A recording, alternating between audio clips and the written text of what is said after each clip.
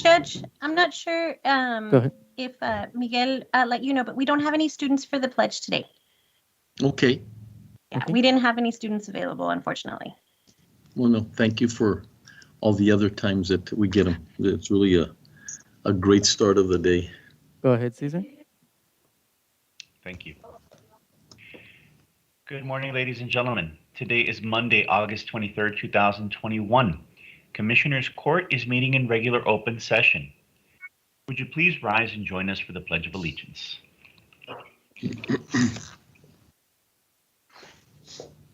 I pledge allegiance to the flag of the United States of America and to the republic for which it stands, one nation, under God, indivisible, with liberty and justice for all.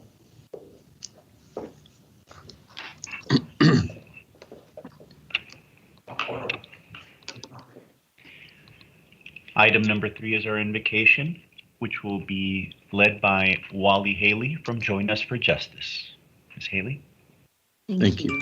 Thank you. Today, we gather in purpose and meaning for a common goal. That goal is to help our community. We ask for patience, patience to lead us to listen to one another, patience to help us reach a greater understanding, patience to guide us to heal our differences, patience to bridge the gulf that threatens our unity. We ask for understanding, the true understanding that comes from a glimpse into our common humanity, a desire for peace, strength, courage, and in keeping with our goal of furthering the common good. And we ask for peace that surrounds us in these troubled times, peace in our homes, our city, our nation, and our world. We ask for kindness, that even in times of distrust and division, we consider that we're all deserving of kindness and understanding as we are neighbors. Finally, we ask for the gifts of grace and gratitude, grace in accepting and caring for each other, even in the face of differences and difficulties. And finally, for the gift of gratitude, the gift of each new day, the promise that we see each night as we see the star on the mountain that tells us we're home, the love of family and friends, the chance to help each other and offer solace to those in need. With this, we offer our thanks for our blessings. Thank you. Thank you so much for your kind words, especially during these times. So thank you for taking the time and joining us. Really appreciate that. You have a wonderful day. Thank you so much for letting me do this. I really appreciate it. Thank you. Likewise. Thank you. This morning, we're joined by ASL interpreters Dario Garcia and Audrey Lopez. Judge, do you have any opening comments for us this morning? Yeah, just want to welcome everyone to our commissioners meeting on behalf of myself and the commissioners. We always thank you for being part of our our agenda and the discussions that we have. We thank you very much for joining us. The only other comment I have is I did spend the weekend with a lot of discussions on Afghanistan, and we'll be taking it to some of the items. I did reach out to Fort Bliss and other individuals and trying to understand what's going on. So I will be bringing it up to our next meeting as some of the things that we are able to do. I did reach out to Lori from our our New Americans department and reached out to her to see if there was anything that she could begin to do about some concerns about having more of the children's things like toys and things that children would be using while they're here in El Paso. So still limited information, but an active week of trying to figure out what role we play and what the county's going to play. And I did speak to legal, and she suggested I just sort of generally express these thoughts, and then we'll be working on the items as we move into Monday of next week, and we'll be a little bit more established and hopefully more information. I do have some pending calls this afternoon. So once again, we thank you and wish everyone a great week, and that it's very productive and useful and joyful. So thank you very much for being here with us today. Thank you, sir. Item number 4 is the consent agenda, composed of items 4A through 4Q. At the request of the Parks and Recreation Department, we'd like to ask to delete item 4L. Are there any items that members of the court or the public would like to pull for individual discussion? Well, I was going to pull that same item, I'll be discussing with them some of my concerns and thoughts as we move into that particular item. So thank you for that. And Commissioner Stout, please. Yeah, thanks, Judge. I was also going to pull that item, but I'd also like to pull item D if we can. Thank you. B is in boy? Oh, D is in David. Oh, D. Okay, thank you. And also, Judge. So, what was that, Commissioner Leon? Yes, if you can pull 4A as an atom.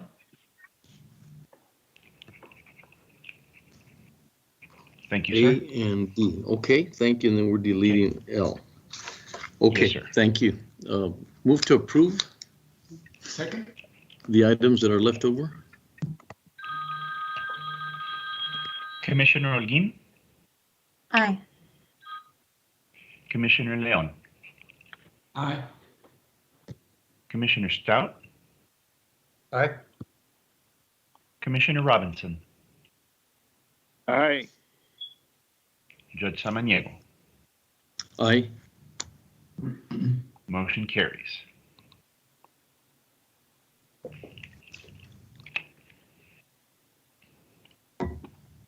Item number 5A from resolutions. Approve and adopt a resolution honoring the life and legacy of Ralph Cloud of the Yucca neighborhood in El Paso County, Texas. Judge and Commissioners, I am sad that we have to be reading this type of resolution into the record. I'm honored to be able to do so. Mr. Cloud was a longtime community advocate, worked a lot with the neighborhood associations, and he just a very, very genuine, sweet man who wasn't afraid to ask difficult questions of elected officials and folks that represented his area, but at the same time was always very gracious and just an amazing human being. And we lost him last week, and so I just wanted to have this resolution read into the record in his honor. I believe we have Fabiola Campos on the line to speak on behalf of the neighborhood associations, but I'm going to go ahead and read the resolution into the record, and then we can hear from her. Thank you. Whereas civic engagement and public service takes a variety of forms, and one of the most effective was for elected officials to engage with our constituents is through neighborhood associations, which take determination and hard work to organize. And whereas neighborhood associations are integral not only to our ability as elected officials to engage, they are also integral to American ideal of knowing and working with your neighbor toward common good. And whereas the Yucca Neighborhood Association in the Bel Air area was proudly led and served by Mr. Ralph Cloud for more than 15 years until his passing on Tuesday, August 17th, 2021. And whereas Mr. Cloud ran an effective, organized, and productive meeting monthly where he took time to celebrate the neighborhood, especially in support of Bel Air High School. And whereas Mr. Cloud would call the offices of the elected officials who represented the area within the Yucca Neighborhood Association boundaries on a monthly basis to ensure that we were ready to speak, attend, and or enjoy a moment in community, often joking with staff that he had just woken them up from a nap. And whereas one of the great tragedies of the pandemic was not being able to meet in person with Mr. Cloud and so many other civic leaders who sought simply to advocate for and to serve their neighborhoods. And whereas Mr. Cloud will be greatly missed by all who had the honor of knowing him in any capacity, including through his service with the Yucca Neighborhood Association. Now, therefore, be it resolved, the El Paso County Judge and Commissioners Court, that we extend our heartfelt and sincere condolences to the Cloud family, reminding them that Mr. Cloud's service was appreciated by all of us, and that his service will continue to live through the community. Signed this 23rd day of August, 2021. Second.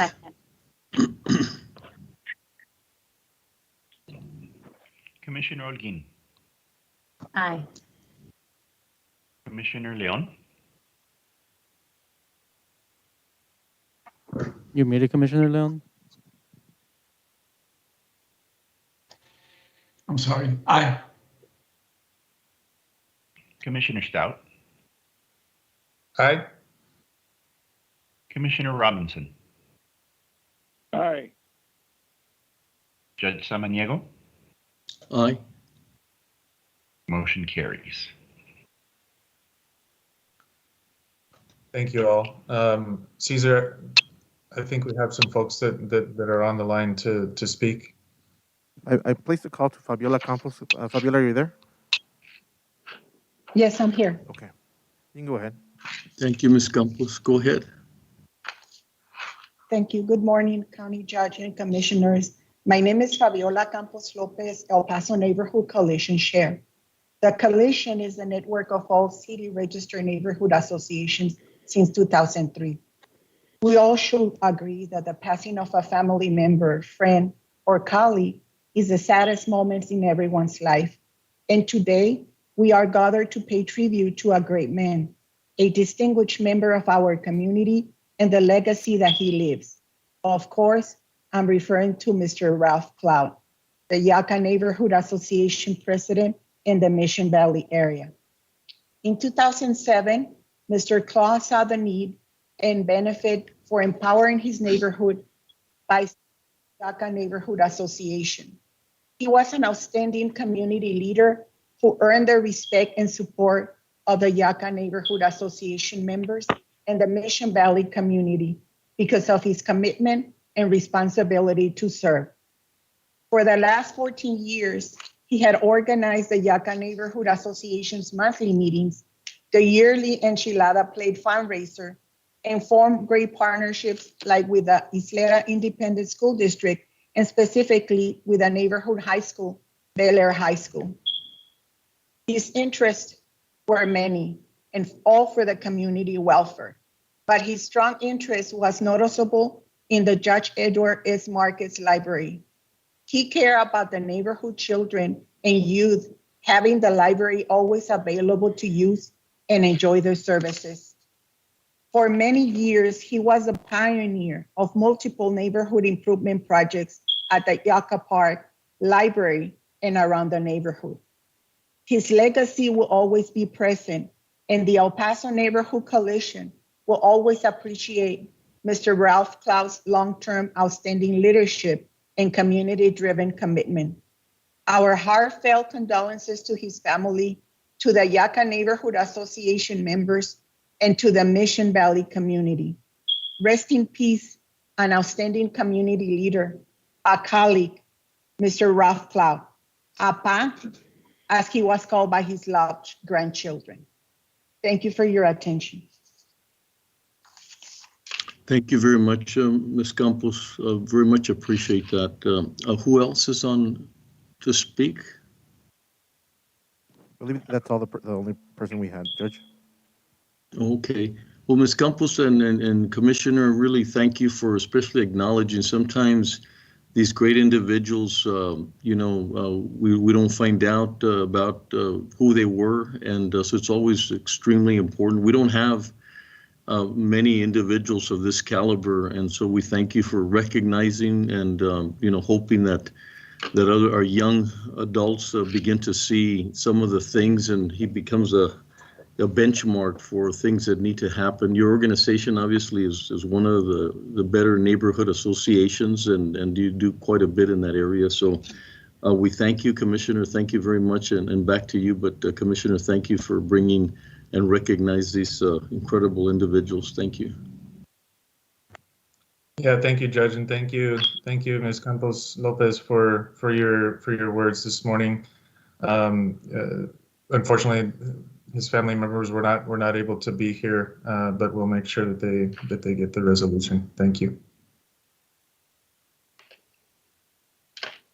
Thank you. You have a great day, Ms. Campos. Thank you. Caesar? Item number 5B, Approve and adopt a resolution recognizing August 22nd through the 28th, 2021 as El Paso Athletic Hall and El Paso Sports Commission Class of 2021 Hall of Fame Week in El Paso County, Texas.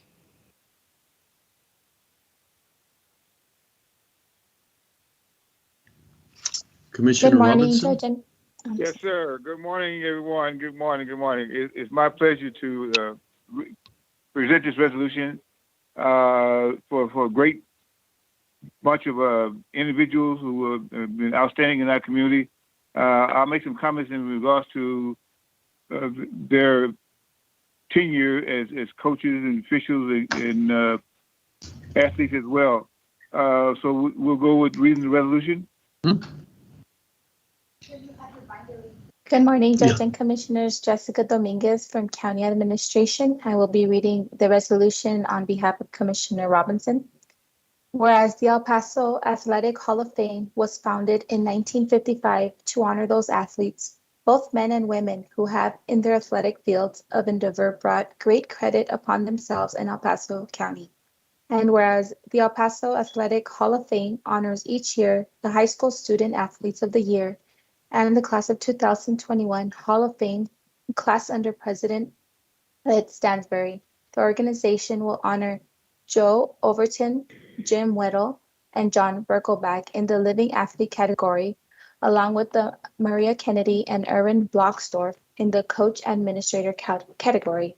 Victor Firth will be honored in the official category, followed by Felix Chavez in the Supporter of Athletics category, and Coach Charlie Brown in the posthumous category at 6 p.m. on Wednesday, August 25th, 2021 at the Radisson Hotel.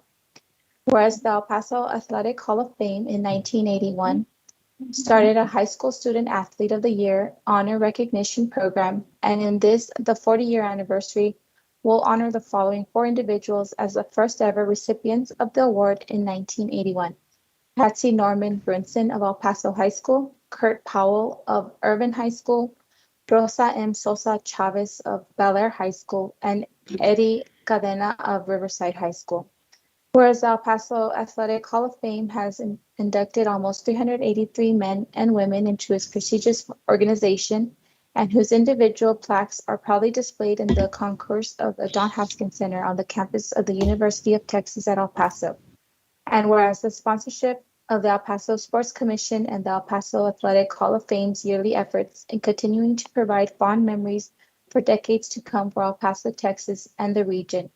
And now, therefore, be it resolved by the El Paso County Judge and Commissioners Court that August 22nd through 28th, 2021 be known as El Paso Athletic Hall and El Paso Sports Commission Class of 2021 Hall of Fame Week, signed this 23rd day of August 2021.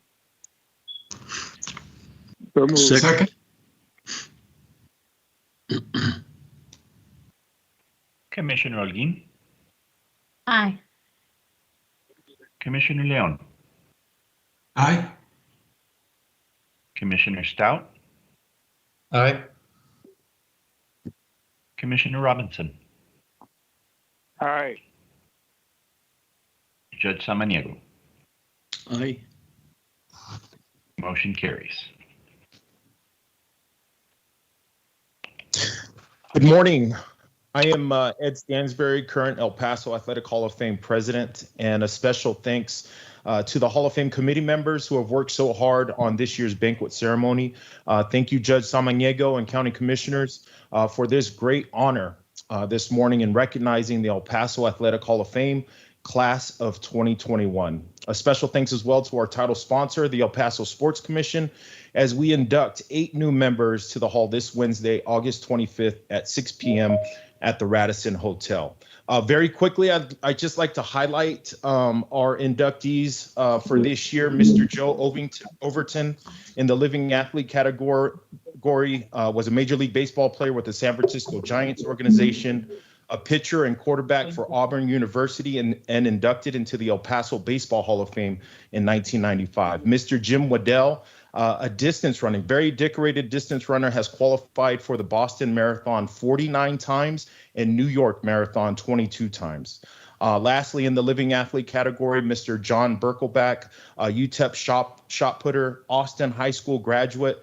At one time, he held the UTEP record for the best indoor and outdoor shot put marks. In the coach and administrator category, we have Mrs. Maria Kennedy, a very well respected throughout the state of Texas for her dedication to all high school sports on both the boys and girls level as the athletic director for EPISD. In the coaches category, Coach Erwin Blocksdorf, Irvin wrestling coach, led Irvin High School to the 1971 Texas State Wrestling Championship. He was inducted into the Texas High School Wrestling Hall of Honor in 1987. In the officials category, Mr. Victor Firth, he has been a Division I football coach, a football official, over the last 20 years, and is currently with the American Athletic Conference. In the media category, we have Mr. Felix Chavez, a high school sports reporter for the last 11 years with the El Paso Times newspaper. He has covered multiple professional sports teams, including UTEP here over the years. And lastly, in the posthumous category, we have Coach Charlie Brown. Unfortunately, we lost Coach Charlie Brown this last November due to COVID. He was a longtime high school assistant football coach and also served as the head football coach for Santa Teresa High School. He was the first wrestling coach at Montwood High School and a man that was loved and respected by coaches and administrators alike. Again, on behalf of the El Paso Sports Commission and the El Paso Athletic Hall of Fame, thank you very much for having us here today. Thank you. What a great lineup. My goodness, it's amazing. Commissioner Robinson, go ahead.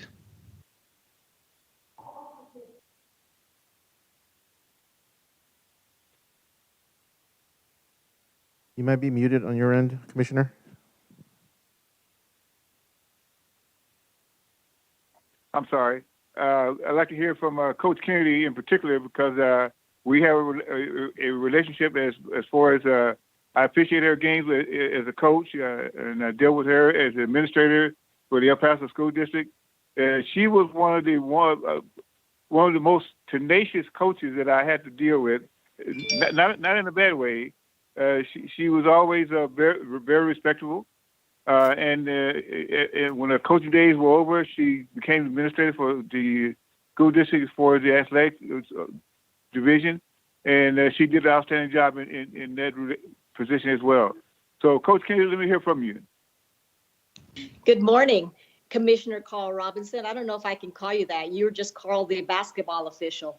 And yes, I do remember sitting on that sideline yelling at you a few times, but hopefully that was all in fun. I loved my time as a coach, and I certainly had a blast being an athletic administrator for 17 years. And, I'm so grateful to you all, the Commissioners Court, and of course, the El Paso Hall of Fame for this incredible honor. I get to, I celebrate for a whole week. My husband didn't know that. So I guess I'm going to go shop and find a new outfit so I can wear every day so I can celebrate. So thank you for that. I appreciate it. I'm looking forward to Wednesday night. I've been very anxious and nervous, but Carl, thank you. It was fun. It was a blast. And now that I'm retired, I'm having even more fun. And Judge Samaniego, you don't know me personally, but I feel like I know you because we communicated so much during COVID, with the athletics and all the things that we had to face. But I sure do appreciate your diligence and all the work that you did during that very difficult time. So as an athletic administrator, you were very much appreciated. Thank you. Thank you, Mrs. Coach, I have Kennedy. one question for you. What school were you at before you went to Franklin?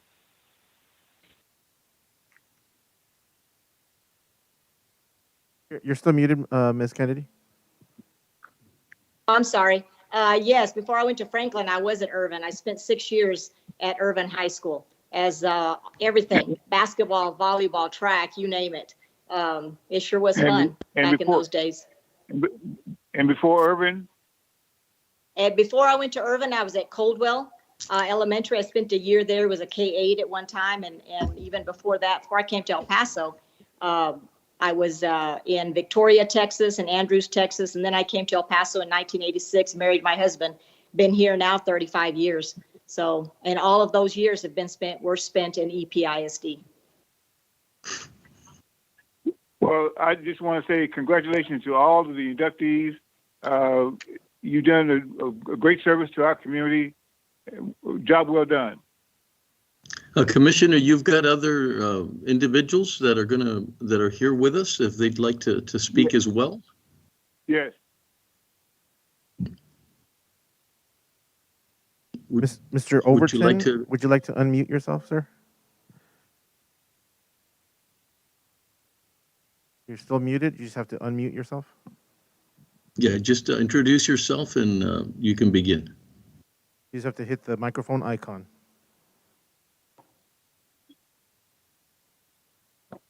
You're still muted, Mr. Overton. You just have to unmute yourself. If you just want to hit the microphone icon on the screen, just move the mouse and then just click on the little microphone.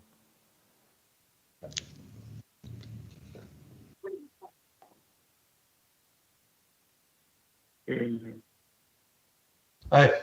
you get to be 81 years old, this virtual, it makes it tough. I didn't grow up with all of this, but it is a pleasure to be here, and thank you to the Commissioners Court for having us this morning. I apologize. I will not be in El Paso Wednesday night, but it's due to COVID, and my heart will be there with you as you guys honor the people that have been inducted this year. We adopted El Paso as our home. I came to El Paso in 1968 playing with the El Paso Sun Kings under manager Chuck Tanner. We had won the Texas League Championship that year. And then after the 1969 season, it was an honor for my wife and I. We were just starting our family, and the people of El Paso were so compassionate, so nice to us. And so I went to the athletic department to apply for a job, and they accepted us, and we spent 33 years there in El Paso. We appreciate you guys so much.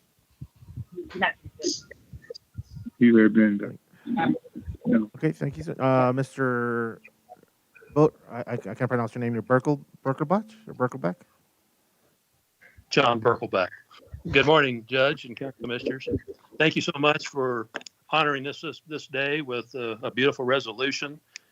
We appreciate Ed's work and the commission. Just happy to be a part of this class. Wonderful people and great records, and just look forward to the induction ceremony on Wednesday night. Thank you so much for honoring us. Thank you. Thank you. Mr. Waddell? Go ahead, Miguel. Mr. Jim Waddell, you're muted, sir. You just want to click on the microphone icon to unmute. There you go. Can you hear me now? Yes, sir. Okay, we great. Sure can. Thank you, Mr. Waddell. And I won't say much because everyone said my feelings very well.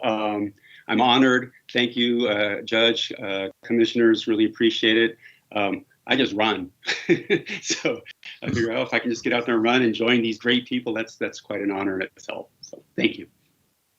Thank you. Appreciate it. Thank you. Mr. Victor Firth, if you want to unmute yourself, sir. Yeah, Judge Samaniego, commissioners, thank you very much. I want to echo what everyone else has said. Thank you for this recognition. And as a football official, a college football official, I don't know if too many people know this, but there are 5 El Pasoans every week, starting probably next week, that are traveling around the country each week doing top-level collegiate football games. So it's a great treat to be able to do that, but it's also a big feather in the cap for El Paso football officiating, because we have some sterling officials that are out there every week, and you're seeing them on ESPN and you're seeing them on ABC and you're seeing them every week. So it's a great recognition for me to be included with that group, and I really appreciate this resolution today, and thank you very much. Thank you. I believe that's everybody, Judge. Is everybody? No, I just want to thank all of you because I think what you just said is you all become ambassadors for El Paso. And, you know, Paso has to offset some of other things that they don't know about us. They don't understand about us. And as you go out there and do these amazing things, you know, athletes here in El Paso has always been amazing. Look at the class that we have this time. And so we thank you for that continued ambassadorship of El Paso and getting us out there and, you know, putting us in the right light in the map and being able to show off who we have and the people that come from El Paso. So I thank all of you. Congratulations to all of you. I hope you have an amazing ceremony this Wednesday. And thank you for being here today and for your kind words. Personally, I could sit here and listen to every one of your stories, and it would be. I just love hearing the lives and things that people do and their recognitions that they have received that honor El Paso. So thank you, Commissioner Robinson. Back to you, and thank you very much for this resolution. Yeah, Judge, and all those attending, those are listening. I didn't mean to shortchange the inductees, but I want to make a comment in regards to some of them I know from officiating their games, like Coach Kennedy, but I have a relationship with all of them in that I coach football, 8-man tackle football for the Army. I officiated basketball, and I played basketball. And I also ran track and cross country. So I have a relationship with all of them in one way or the other, as far as their endeavor that in their legacy as coaches, as athletes, administrators. Job well done, and we appreciate everything you guys have done for El Paso. God bless you. Thank you, Commissioner. Thank you for this resolution. And everyone, please have a great week and continue to celebrate. Thank you. I'll see you. Have a great week. Thank you. Go ahead, Caesar. Thank you, sir. Item number 6 is public comment. We do have one member of the public signed up this morning. We have Mr. Al Borrego. Mr. Borrego, go ahead. Good morning, Judge, Commissioner. Good morning. As you know now, I'm Al Borrego, President of the Cultural Heritage Society of the Camino Real de Tierra Adentro. I'm here today to clarify a few questions and comments that were made at last week's meeting about the Binational History Conference that was approved funding with hot funds a few weeks ago. The conference was known as the Annual History Conference in Rio Grande Festival. A couple of years ago, the binational word was added, but it's always been a binational effort. During last week's meeting, it was stated that no events were supported by the county last year, when in fact, the Binational History Conference was held in September last year and supported by the county in the amount of $15,000 through hot funds. The Rio Grande Festival was dropped because of COVID restraints, and the event was scheduled for April in the beginning, but it had to be moved and rescheduled to September because of COVID. Less than $10,000 was actually used from the award last year. Last week, Commissioner Stout mentioned that he was confused and under the impression that the Binational History Conference was the same conference that was under consideration last week, and the event the county had been funding for years. The fact is, the Binational History Conference Rio Grande Festival that is being hosted by the Cultural Heritage Society, and yes, that's the event the county has been funding since 2018, when I started applying for the hot funding in behalf of San Elizario Genealogy and Historical Society. The event is the same, but the organization is different. The county has funded this event for 4 years since I became aware of the event funding program that the county has. The Binational History Conference has gained major traction and focuses on the work that is underway for the nomination to gain inscription of the remainder of the Camino Real de Tierra Adentro as a UNESCO World Heritage Site. When the Cultural Heritage Society became aware that San Elizario Genealogy and Historical Society would no longer continue the Binational History Conference, the Cultural Heritage Society Board voted to continue the years of work and investment by the community, county, state, and others for this event. The Cultural Heritage Society is happy to see that the San Elizario Genealogy and Historical Society is holding a genealogy conference. It'll be great for the organization and the community. The more, the better. The Binational History Conference will be held at the Adobe Horseshoe Theater, Toledo's Event Center, September 9th through 12th. I hope to see you there. Over 15 speakers will participate, and don't miss the theatrical presentation of The Black Dress, Insight into the Life of Isabella Oñate. There will be simultaneous translation available. The event will stream through CHS TV and ENA TV worldwide. The Cultural Heritage Society of the Camino Real de Tierra Adentro is a 501c3 organization based in San Elizario. It's organized for the educational purpose of researching, promoting, and preserving the historical and cultural significance of the Camino Real de Tierra Adentro for communities along the route. These efforts shall instill local pride, encourage the preservation of historic sites and events, educate the general public, and enhance the value of historical cultural heritage along the route. I hope I clarified misconceptions. We will continue to promote the culture, history, and heritage of El Paso County. Give me a call if you have any questions. Thank you for your time. Have a wonderful rest of your day. Thank you. Likewise, Al, thank you for your time and your views. Appreciate it. Thank you very much. Go ahead, Cesar. Do we have anybody else That's all. wanting to participate in public comment? That's all. Thank you.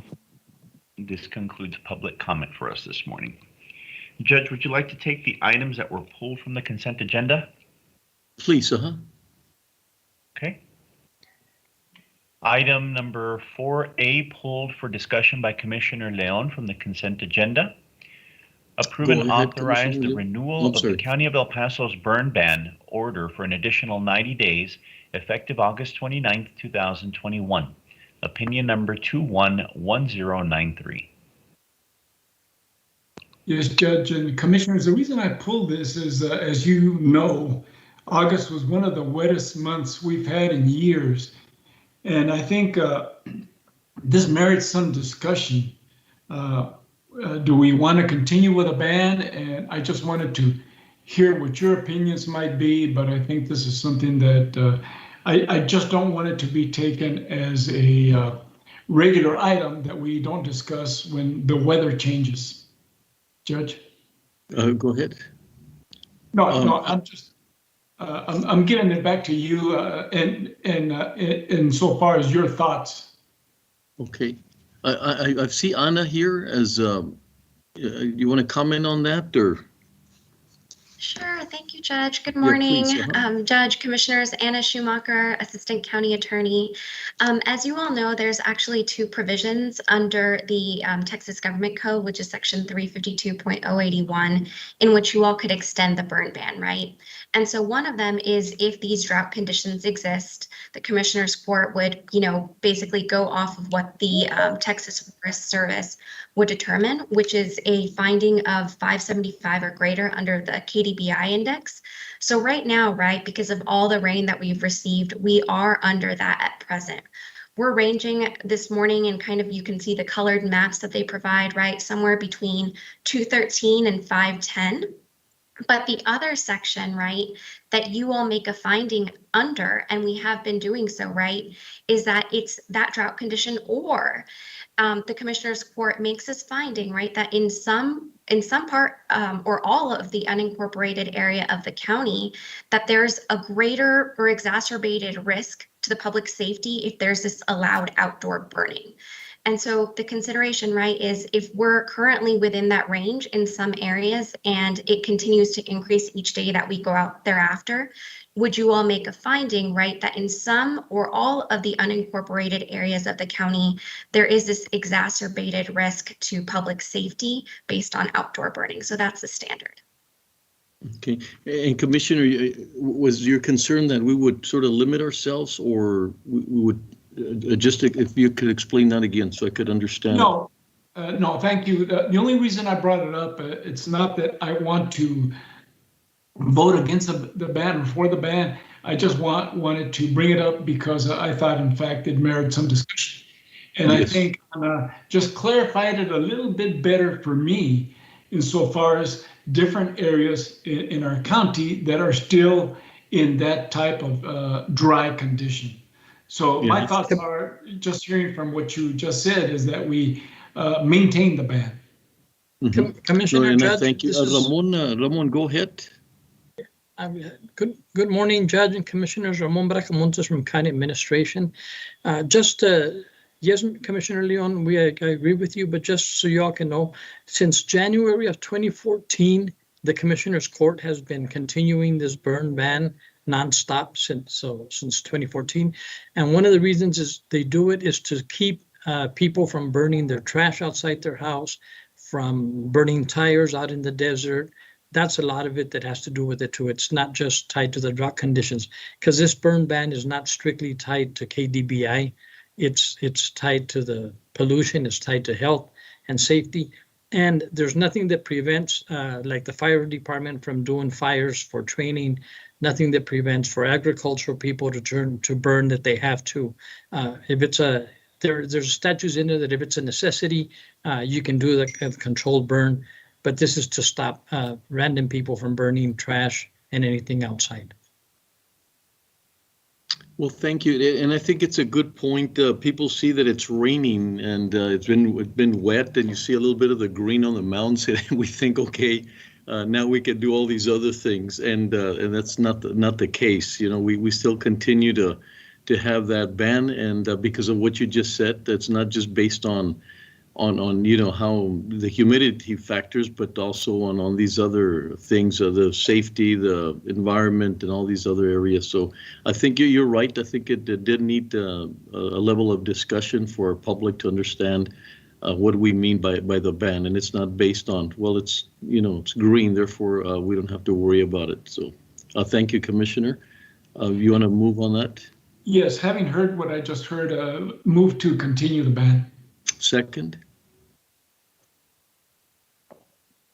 Commissioner Holguin, Aye.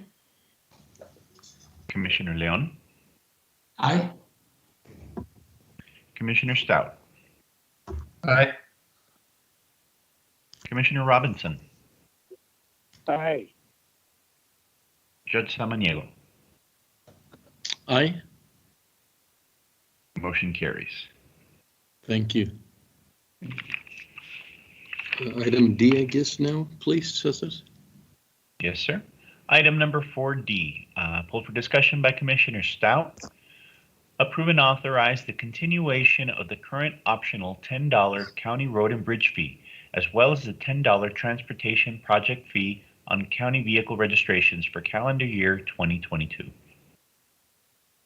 Good morning, Judge and Commissioners. Wally Hargrove from the Office of Budget and Fiscal Policy. The county judge is required annually to remit the form that's attached to today's agenda item to send to the Texas Department of Motor Vehicles. This form merely acknowledges if the county is changing any of its existing fees or adding any fees. The budget that was presented to the court and discussed during our budget meetings the week of August 10th through the 12th, and a portion of the portion of that presentation that you received on the 10th, on the 11th from staff of the Public Works Department are balanced by maintaining the $10 county road and bridge fee, as well as the $10 transportation project fee with no proposed changes. The road and bridge fee is accounted for as a statutorily and required in that fund for the continued maintenance of county roads. The transportation project fee is segregated into its own fund and through interlocal agreement is remitted to the Camino Real Regional Mobility Authority for long-term county transportation projects in accordance with statute.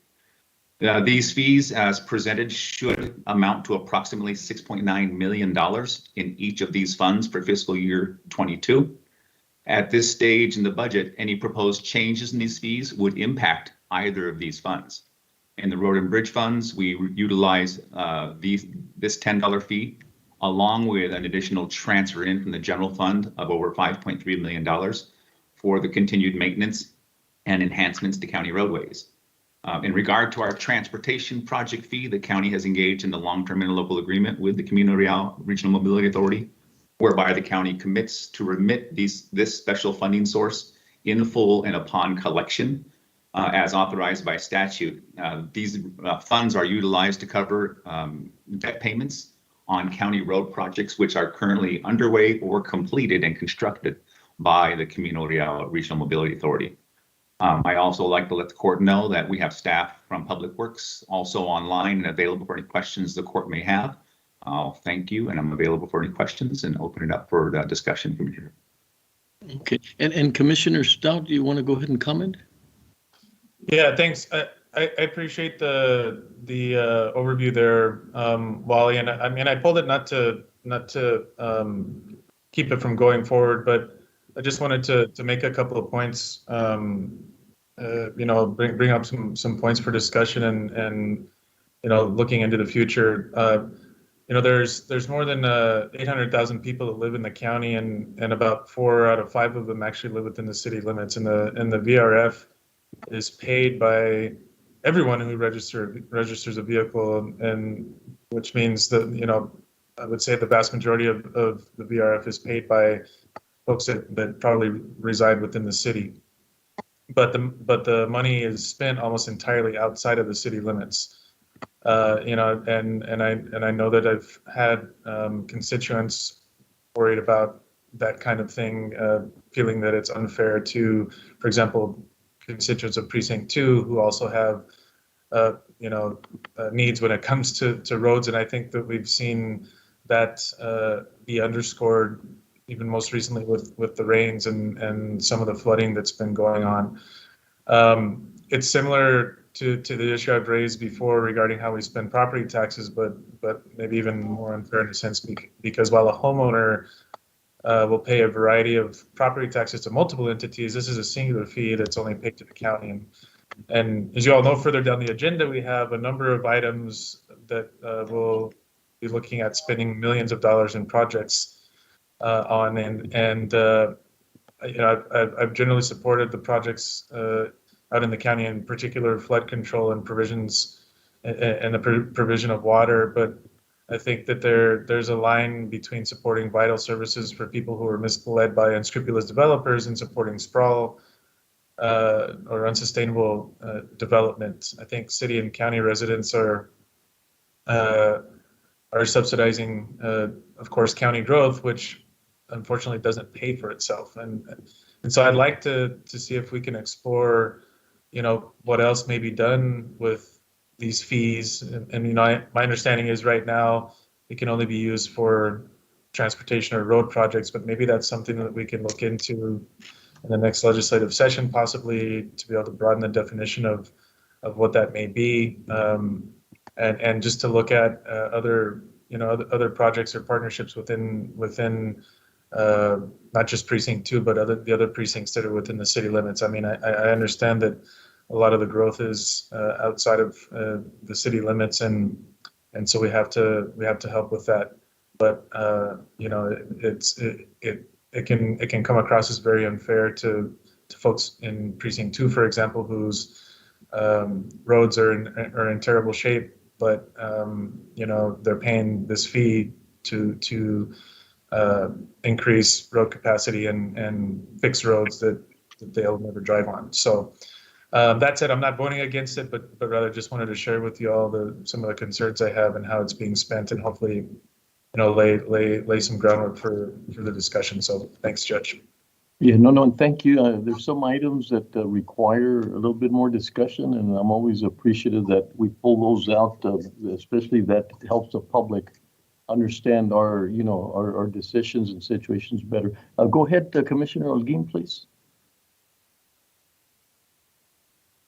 I didn't have any questions, Judge, but I'll go ahead and make the motion to approve the item. Okay, second. Go ahead, Commissioner.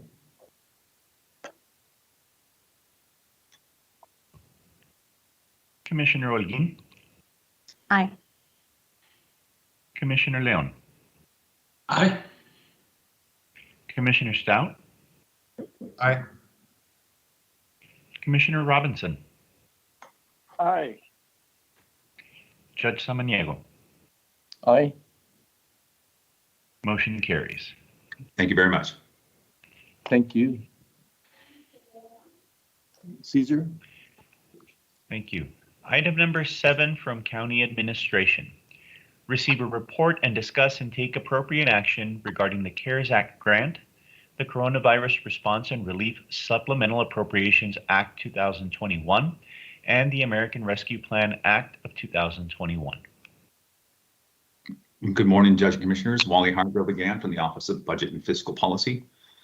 This week, as with last week, had very little change on both reports. But as of today, the expense and purchase orders on the CARES Act total just under $24.79 million. Current commitments total just under $1.5 million. Remaining overall funds are at $1.3 million, with a majority of those available in the reserve account for $641,000 for future consideration. We will exhaust all of those funds on eligible expenses before the end of the year. Any questions before I proceed with the ARPA report? No, Wally, go ahead. Miguel, Alexis, thank you very much. We'll pull up the ARPA. Thank you, team. This week's report includes your American Rescue Plan Act, commonly referred to as ARPA. Only items here are reported specifically for items approved by the court over the last few meetings. Third column shows you the current total of commitments, just under $13.5 million. We will have some other commitment items coming up in the immediate future as contracts are finalized with the University Medical Center, and additional items are coming to your agenda for allocation. Next column in the right red bar shows the remaining budget available, just over $68 million, or 83.4% of the first allocation funding. That concludes this morning reports. I'm available for any questions you may have. There are none, Wally. Thank you very much. Have a good Thank day. you, See you in a Wally. bit. Likewise, thank you. Go ahead, Caesar. Yes, sir. We'll take no further action on item number 7. Judge, Dr. Ocarranza and Chief Rodriguez from the city are tied up right now. Would you be okay if we took up item number 8 a little further down in the agenda? Yeah, if you could place it after lunch, I think it would be better. That seems to be the more appropriate time for us to get everyone on board and not separate the topic. So, thank you. Okay. Actually, we do have Dr. Ocarranza on. We don't have the chief, but we do have Dr. Ocarranza here. I see him on Teams. Well, I'd like to hear from Dr. Ocarranza then, because I don't know if he'd be available later. Dr. Ocarranza, are you on the call? If you can only be here now, obviously we'd like to hear from you. If you could join Chief Rodriguez after our lunch break, that'd probably be more appropriate to hear both of you and see if there's any questions that relate to one or the other. Dr. Ocarranza, go ahead.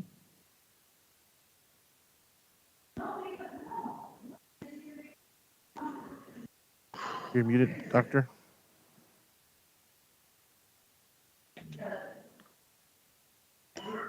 We do see him logged in. He might have stepped away. So. Okay. Go ahead and go to the next item, and we'll figure. Okay, we will go ahead and move on to the purchasing items.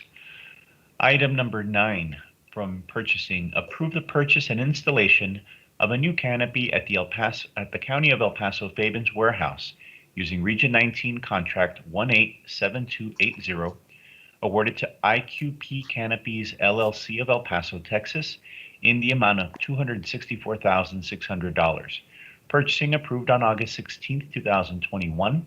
Funding is available in CIP 20 Facilities Construction and CIP 21 Fleet Renovations.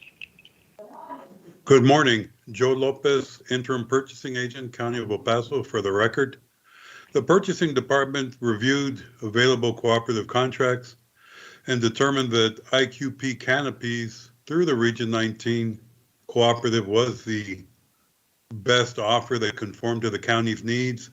They were given, I believe, 5 different types of solutions to the canopies out there, and they went with the larger canopies which will come out to $264,600, and we request that you approve this contract. Move to approve. Second. Commissioner Holguín, Aye. Commissioner Leon, Aye. Commissioner Stout, Aye. Commissioner Robinson, Aye. Judge Samaniego. Aye. Motion carries. Item number 10, approve and authorize the sole source purchase of replacement of meters to El Paso Water of El Paso, Texas, in the amount of $99,405. Funding is available in East Montana Water Construction Services General, pursuant to Texas Local Government Code Section 262.024A7A. As a sole source item, it is exempt from the provisions of the County Purchasing Act. Sole source will be reevaluated at the time of new contract to ensure compliance with statute. Joe Lopez, interim purchasing agent, County of El Paso, for the record. This is some work that the water utilities are going to do for public works, having to do with the water flow and water efficiency. They own the water mains, and therefore they're the only ones that can install, change, or repair meters to those water mains. So they are a sole source, and we request that you approve this contract. Move to approve. May I ask a I've question? I've got a comment here from Commissioner Holguín, please. Thank you, Judge. Is it that these, I think it's 450 meters, if I read the information in the backup correctly, are these meters that just over time they have to be replaced? Or is there another reason that these specific meters are being replaced? I'm just wondering if it's just regular wear and tear or if there's a specific issue. Good morning, Commissioner. Fernie Hernandez with Public Works. The reason why these meters are being replaced is they're old meters. They were originally installed as part of the system for the East Montana water system out there. That means that these meters are over 25 years old. And as we're doing an inventory of our assessment of our assets, we noticed that some of the meters are starting to fail and are starting to not correctly read the actual meter water process through the meters.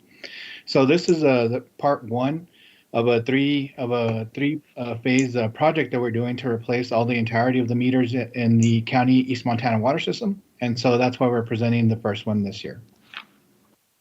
So it's going to be about 450 meters in each phase of the project. Is that right? Yes, ma'am, that's correct. Because we currently replaced the 400 that are located in the Vista Leste subdivision. And so we are replacing the remaining ones in a 3-year phase out over 3 years. Okay, great. Thank you, Fernie. Yes, ma'am. We have a motion from Judge Samaniego. Is there a second? Second. Commissioner Holguín, Aye. Commissioner Leon, Aye. Commissioner Stout, Aye.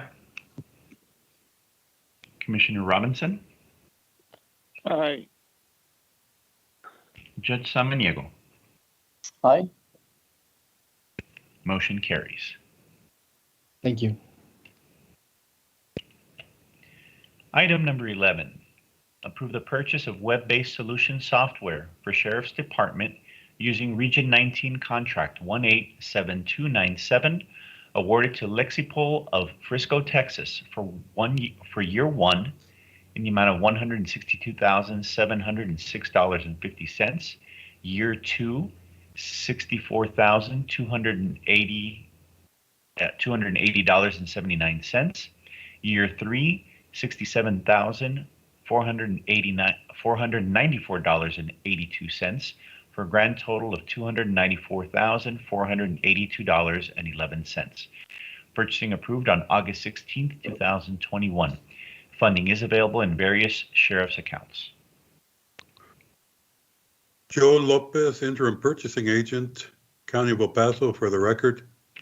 This is a software that is being requested by the Sheriff's Department. It contains tracking and updating features and a legal team that will help the Sheriff's Department to keep up to date on policies and with state and local federal laws where updates are needed. We vetted this and believe the best option is from Region 19 to meet the Sheriff's Department needs. It's an initial cost of the setup and all the devil in the details work for the first year, and the next 2 years are the subsequent maintenance and licensing fees for the service for the next 2 more years. The grand total will be $294,482.11, and we request the approval.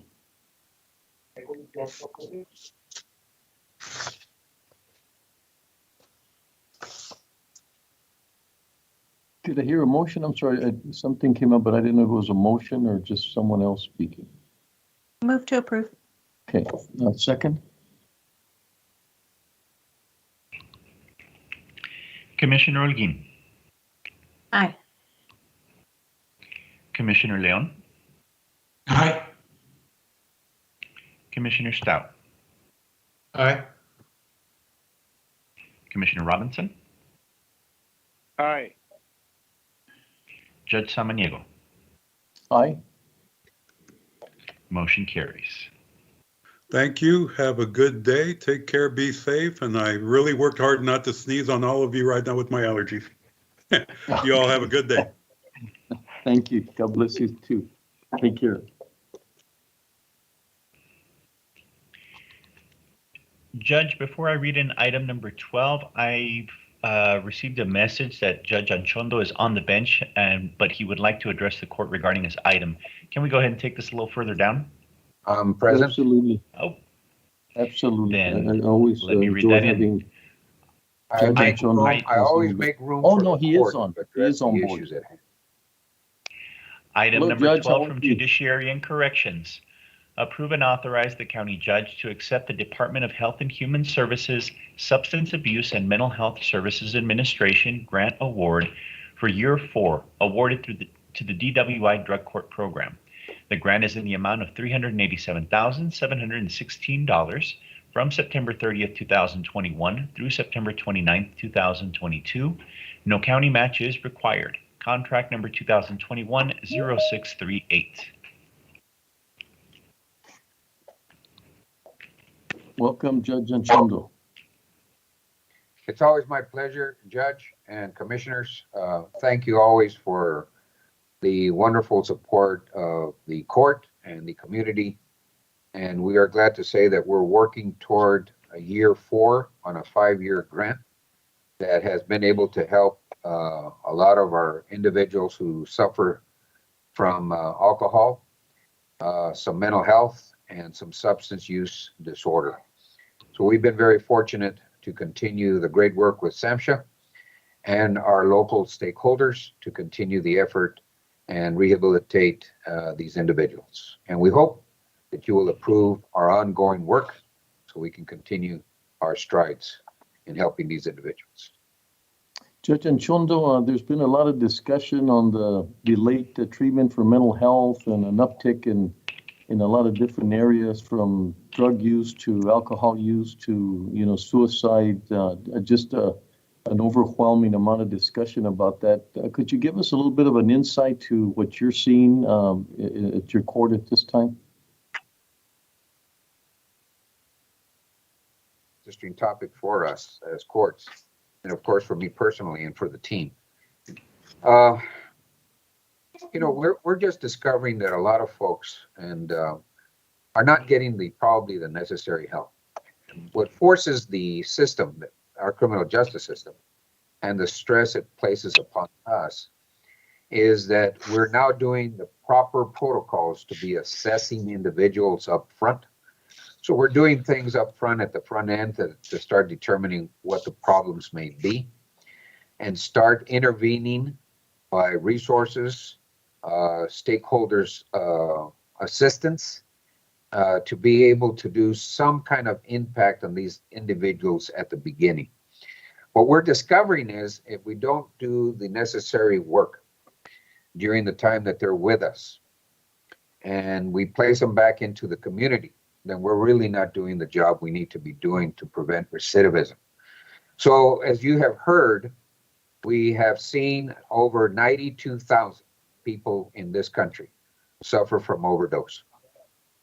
I attribute that to a lot of what the chemicals are today that is out in the community.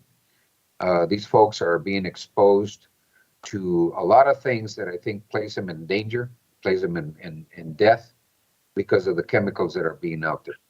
You know, for the most part, what we're trying to do is also improve life skills for these individuals. We're trying to improve their esteem. We're trying to provide them the necessary education and work skills so that they're able to reaffirm their life, become citizens that can produce good work. We're trying to provide more assistance to families. We're trying to help families understand the situation with the substance abuse, educating them about alcohol abuse, and how we can help them with some of the mental health issues. You know, we've learned also that helping the defendant and not helping the environment only impregnates the problem. So if we're helping the participant and bringing in families and helping them, we're doing a lot better job. And not only helping the defendant, but also helping the families start readdressing their issues that they may be having in their families.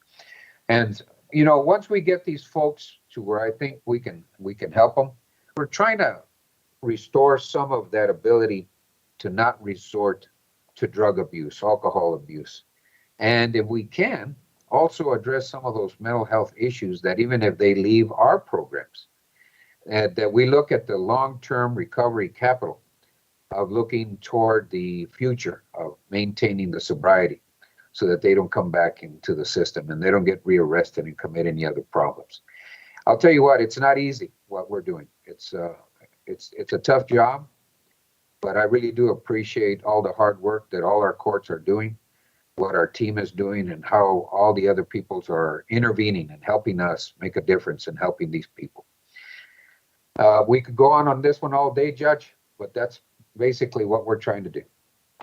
No, and I appreciate that. One of the things that we've seen that's different before, they went through a system, and case management now has become something so important that people actually are following up and, you know, making sure that what is said is being followed. And so we thank you tremendously because you're a huge component to this challenges that we're going to have with mental health. We focus a lot on delayed health treatment at our hospitals, but the mental health is also a little bit more subtle, and you get the brunt of that. Well, I'll tell you what, just to add a few things, because I know all of you are busy. Regarding case management, you know, we're learning that we don't need to have these people in the county jail. Outside of being stabilized, outside of them being a threat to our community, we need to really think about placing these individuals in other type of facilities and not having our jail setting as the, you know, the cure of the problem or even the placement of these individuals. So I'm hoping to get together with you all and exploring these issues further. We're going to continue to have our meetings, and hopefully we come up with some better idea than to have them in the county jail. Well, thank you. And Joel Bishop, that's a little bit of an assignment for you to, I know you're in touch with but maybe talk a little bit about our master plan and how it relates to having different ways as you get in, they can, you know, have you go into one area or the other, depending on your situation, to avoid what Judge Chono just reaffirmed, that's not, jail is not the treatment of choice, obviously. So, well, thank you. And thank you, Judge, and I move to approve the item. Second.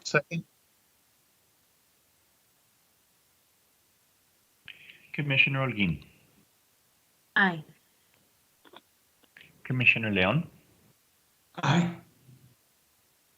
Commissioner Stout, Aye. Commissioner Robinson, Aye. Judge Samaniego. Aye. Motion carries. Thank you all very much for your continued help and support.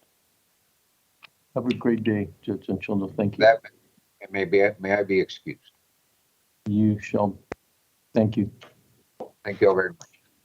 Thank you.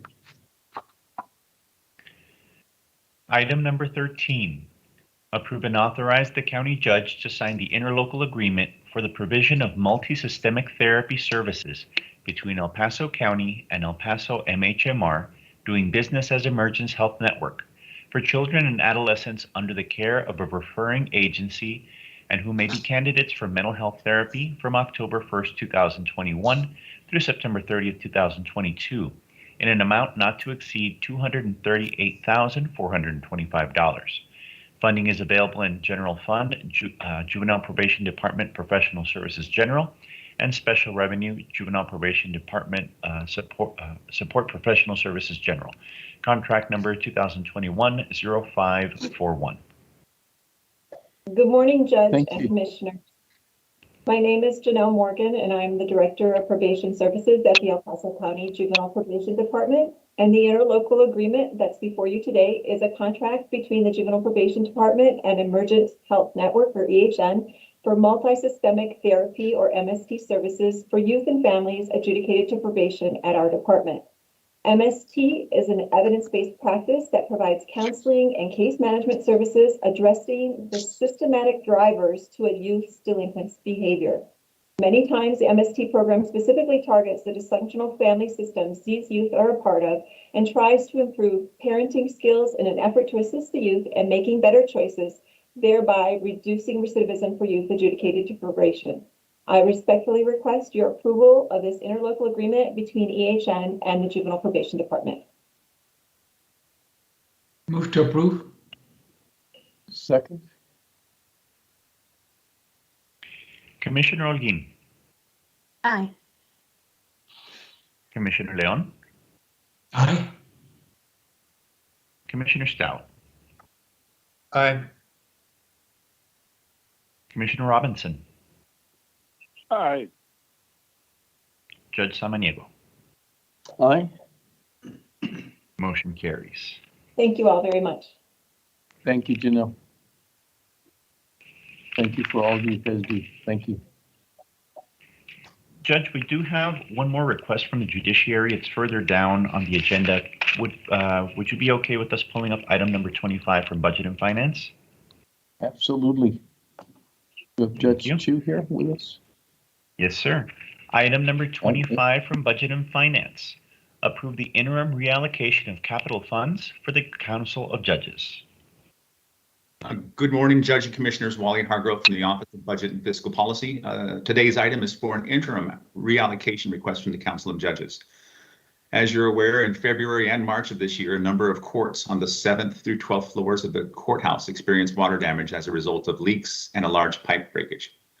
The county has already allocated contingency funding to address the immediate building infrastructure repairs, which includes pipes, walls, paint, flooring, etc. I actually got a chance to tour it last week, and the work is coming along very well and is quite impressive. Our facilities team is knocking it out of the park. Water did also, however, accumulate on various equipment components and furnishings. At this time, the council is requesting to deobligate current available capital funding previously approved for another purpose for the Council of Judges and approve the reallocation of that funding to replace these equipment and furnishing items on today's backup. Some of the audio-visual items are still pending testing, and if deemed operable, may not be ultimately replaced and not require capital project funding, which would revert back to the CIP fund if that's the case. This allocation will allow for these courts to have their very aged, most of which is original furniture over 20 years old, updated and refreshed for a number of the courts, with the courts that have received new walls, paint, and flooring. We've met with our facilities department, who agree that while the current furnishings could be used to continue the operations, they are very, very old and truly in need of replacement. I'm available for any questions. We do have Judge Linda Chu, District Court Judge, available on the call as well. And we thank you for bringing it up early, as she has court this afternoon after lunch, as well as some virtual training. Once any discussion has taken place, I do have a suggested motion ready in an effort to expedite the item processing if approved today, since we are in the year-end process. Thank you. Excellent, but I would like to hear from Judge Chu. It's always a pleasure to have you. Thank you very much. Linda Chu, local administrative judge. Thank you all for letting me take cuts. I appreciate being able to jump the line. I speak on behalf of the 11 courts that were affected by significant water leaks that damaged our courtrooms in February and then again in March. I personally toured those courtrooms and saw the damage for myself, and it was and is significant. First, let me thank Public Works and Facilities. As Wally mentioned, they have been just tremendous. They've been wonderful. They have been, with their consistent efforts to repair the damage and remove the potential for mold. The furnished courtrooms now look brand new and are a credit to the county. There remains, however, furniture that has moldered and bubbled, equipment that no longer works, and other outdated items that really detract from the dignity of our court proceedings more than ever. The Council of Judges and county court administrations have worked with the judges to determine what has been damaged in the courtrooms. And then over the last few months, the staff, that's Amy, Mike, and Crystal, and Wally, they have worked so hard. And I'm thankful to the budget office, thankful to Wally, because they have had an open door for us to have communication.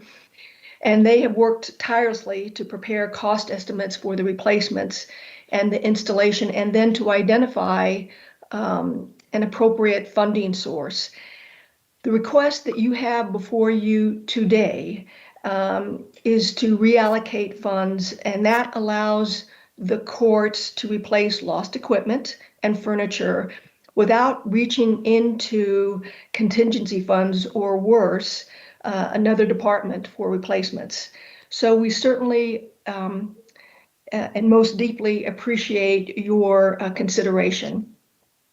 Thank you. Thank you very much. And I'd like to, hopefully some of the other judges are there. I want to thank them for their patience. I know I've had several discussions here in my office or in the hallway as they were explaining some of the obstacles that were taking place, but a lot of patience, and I'm glad that we're at this point. So obviously also very supportive of taking advantage of, when you're doing something, being able to do other things lends itself much, much better than trying to separate. So I'm very supportive of that. So back to you, Wally, for your motion.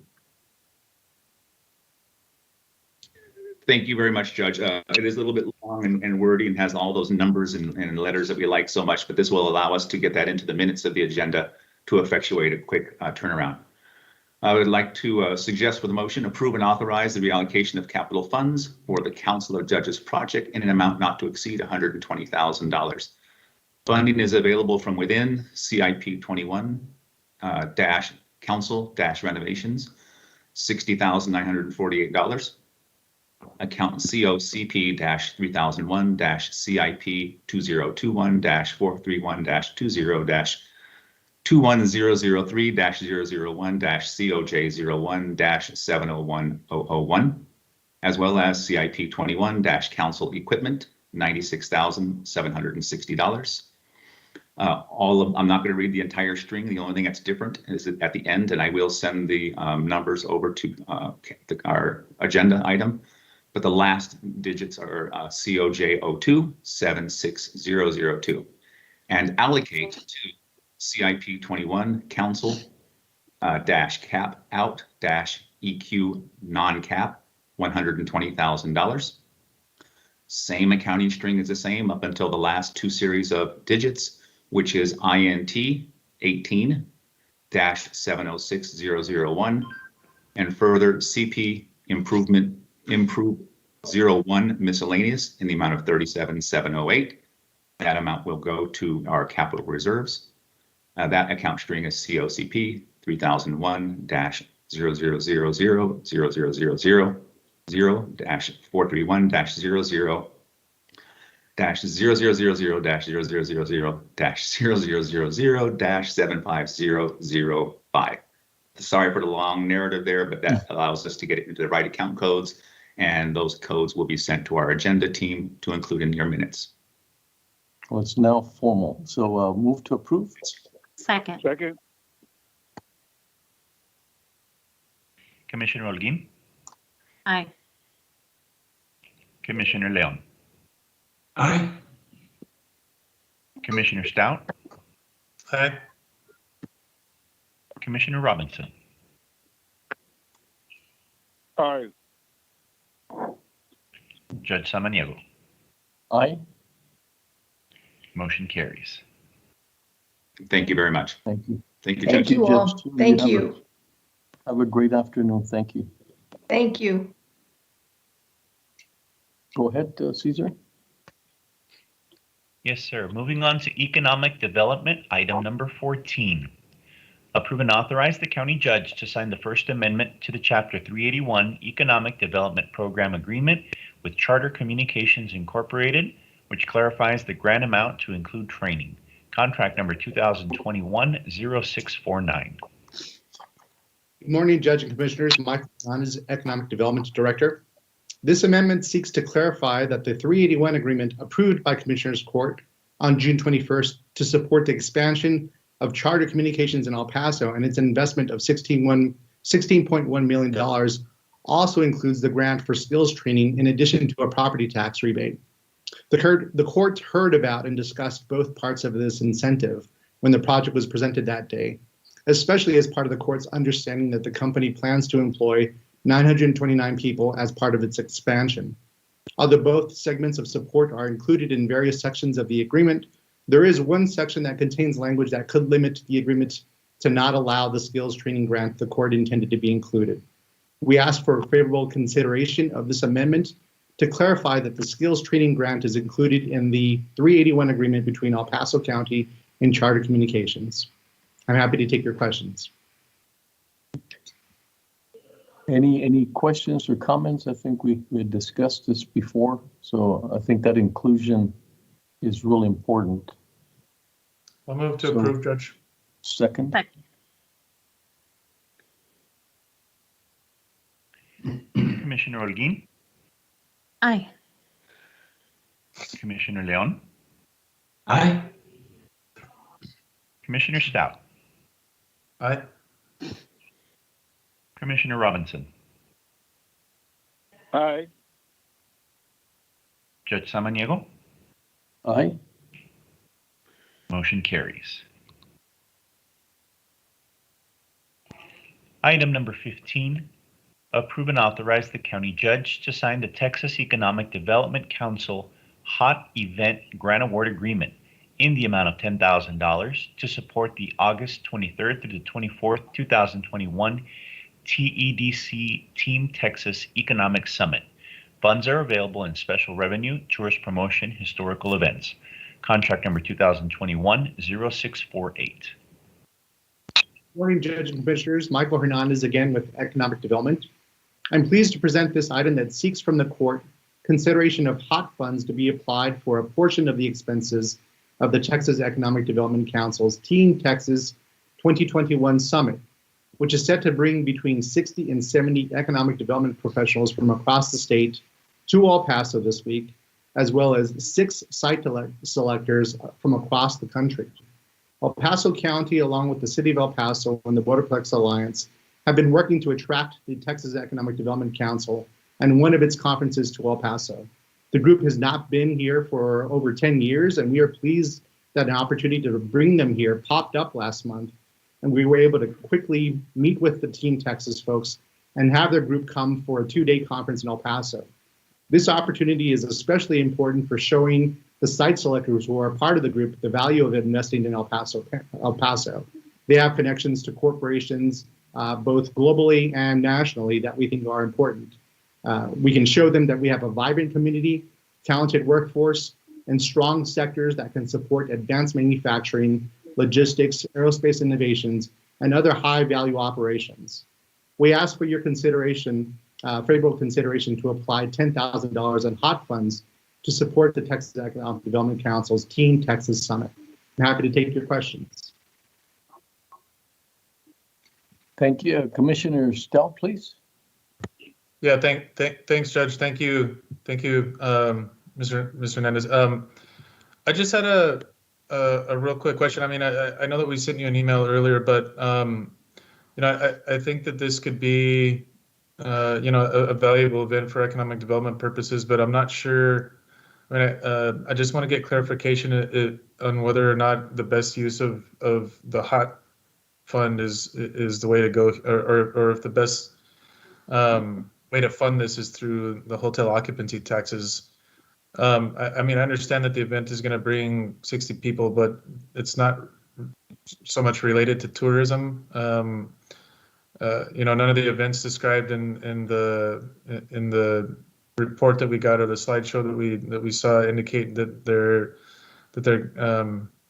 doing anything heritage tourism wise, or going to Mission Valley or San Elizario, or even, you know, downtown or Segundo Barrio, the historic district, or any of the historic neighborhoods, or anything like that. And so we're spending $10,000 of our hotel occupancy tax money, tourism development dollars, for, I guess, 120 room nights for the 60 attendees who are going to be staying 2 days each.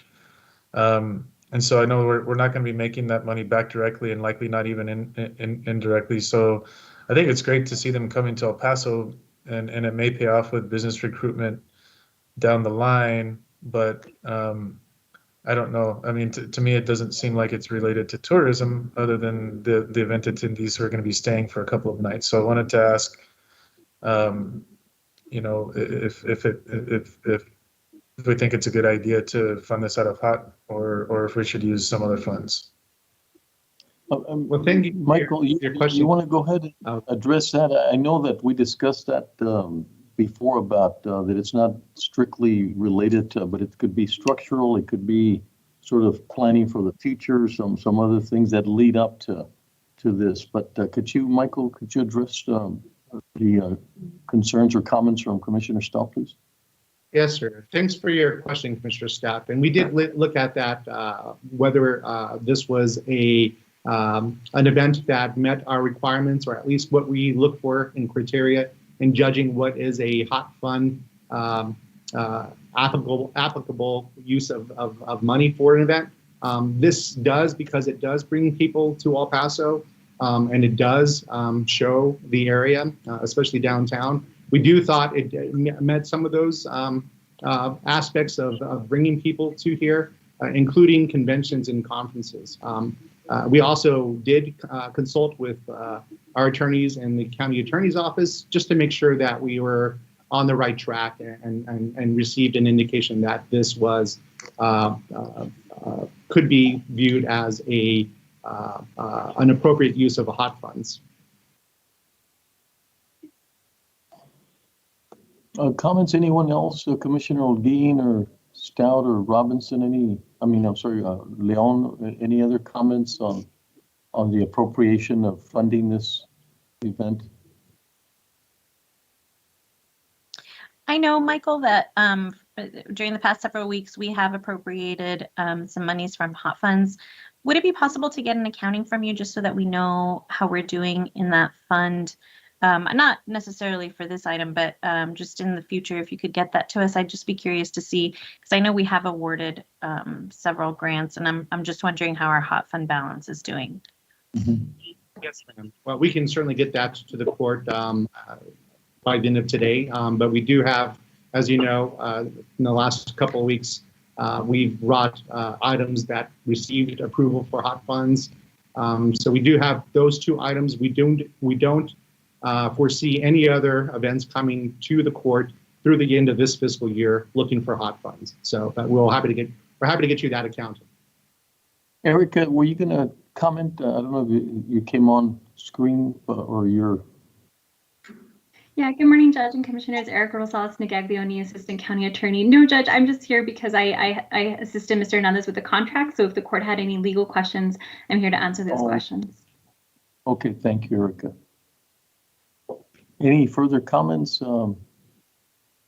Yeah, so I mean, so I just wanted to see, because the hot funds are restricted. We can't like spend them on really anything, and so I don't know if we could take this money out of like our economic development impact fund as opposed to the hot funds. I mean, I understand that it's been made clear that the hot funds are eligible for this type of expenditure, but to me it seems like this would be better to come out of like economic development impact as opposed to hot, because hot is so restricted. And I understand we may not have anything coming up before the end of the fiscal year, but I just worry about expending hot funds on things that we could actually use other funding for, and we can keep the hot funds available for tourism attraction type projects. Michael, on the economic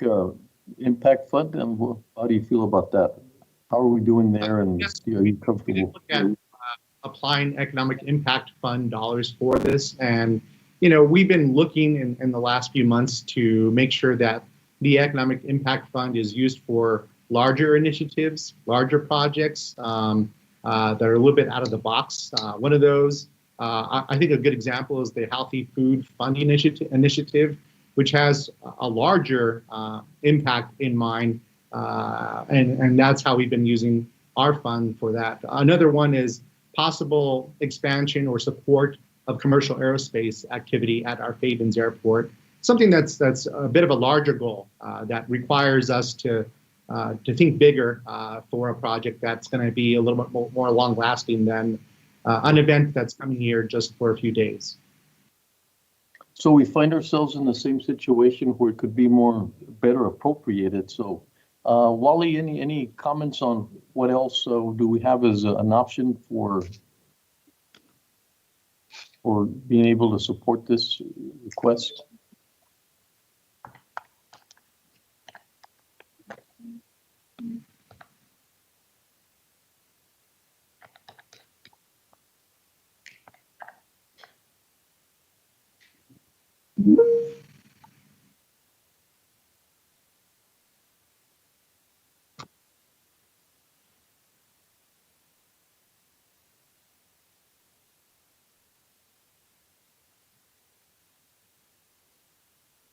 Hey, Wally, are you there?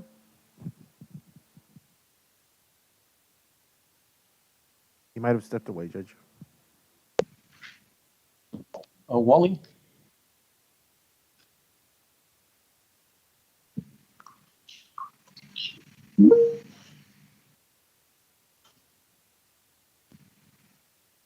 Judge?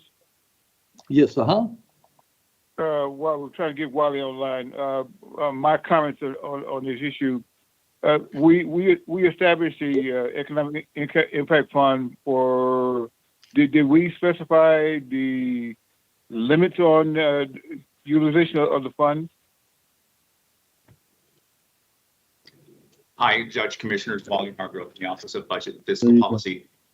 To my knowledge, from a policy perspective, you had not set any types of limits on that, minimums or maximums.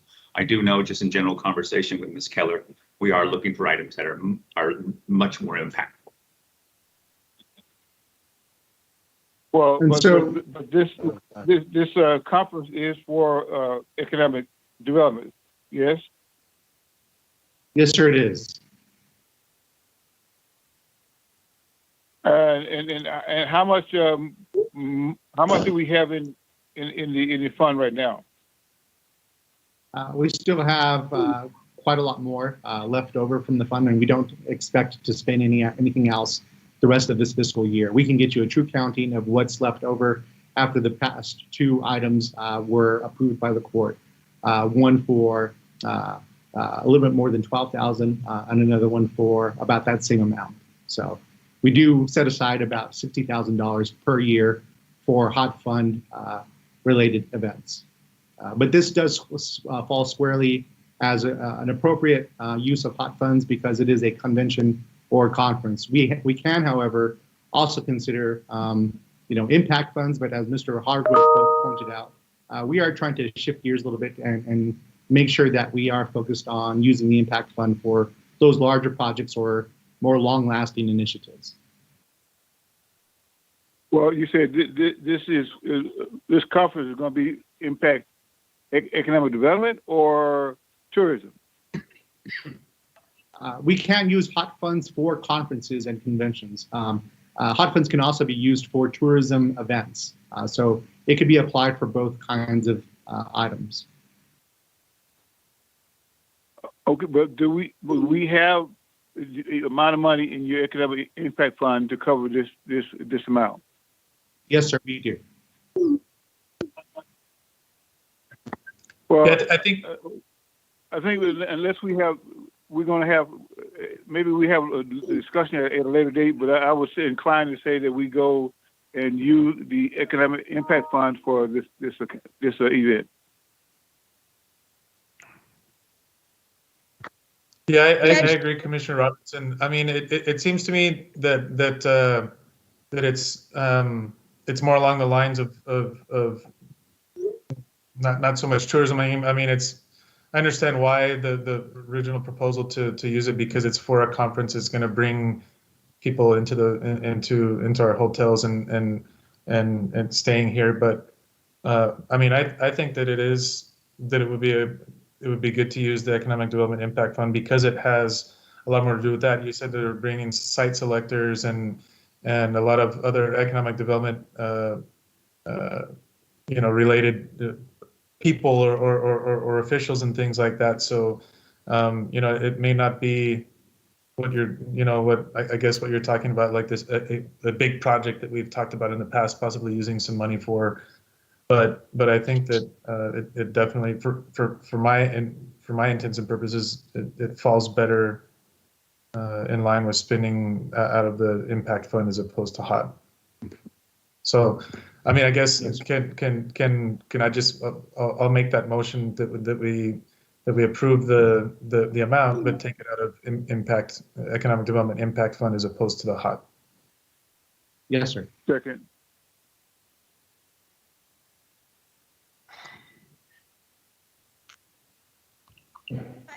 Project really quickly. This is Christina Sanchez, Assistant County Attorney. That's fine in terms of the motion, and if the court would like to go forward with that. The only question that I needed to make sure, I see that Ms. Rosales Negaglione is on the line here, is whether or not the contract was drafted specifically as a HOT contract, or whether we need to go back to revise that language in the contract. Thanks, Christina. Eric Rosales Negaglione, Assistant County Attorney, for the record. So correct, we drafted this as a HOT fund contract, which has the provisions that are required per that statute. So we could change this to what we call it the 381 agreement, so that it would match the statutory requirements of a Chapter 381 agreement to use the Economic Impact Fund. And we do have an economic development set aside for marketing that we can apply in this case, sir.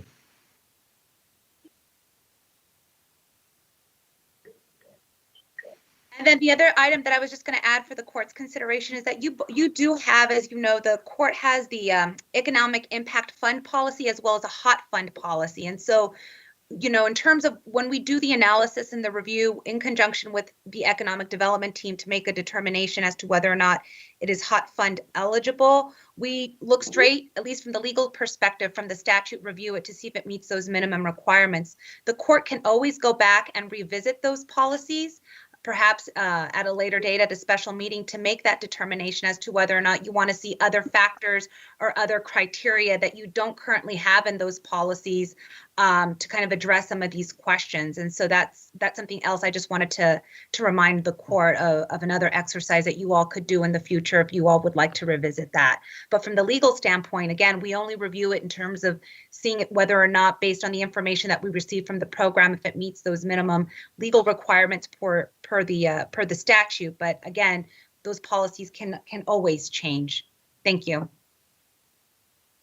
Judge. Yes, sir. Commissioner Robinson. I I would suggest that the comments that our legal people just made, Christine, comments she made in regards to reviewing the two policies, I think that at a later date, at one of our special meetings, that we do just that, review those two policies and make a comparison and make a determination for how we will proceed in the future. But based on the item we have on the agenda right now, I second Commissioner Stout's motion. Okay, great. And then we would just add for that motion that you can go ahead and move forward in approving it pending legal review and approval of changing that to a Chapter 381 Economic Development Agreement to make sure that it falls then in line with the use of the Economic Impact Fund. Thank you. And Michael, I guess it's what Commissioner Robinson is saying that's really important is that we sort of look at everything, they sort of came at us, one at a time. And I don't know if we really sat back and said, okay, where do they really fit in?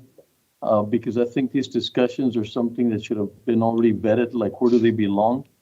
And when we have these kinds of items and everybody's comfortable with that, sort of trying to figure out where they fit in, it's probably not the best approach. So just want to encourage that, we sort of have a long view look at, and not only because we don't know some of them that are coming up, but at least if they come up, where would be the best place to place them versus hot funds or some other item. So just as a suggestion going forward.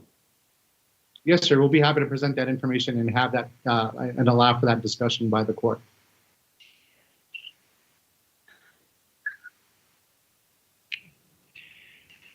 Commissioner Holguín? Aye.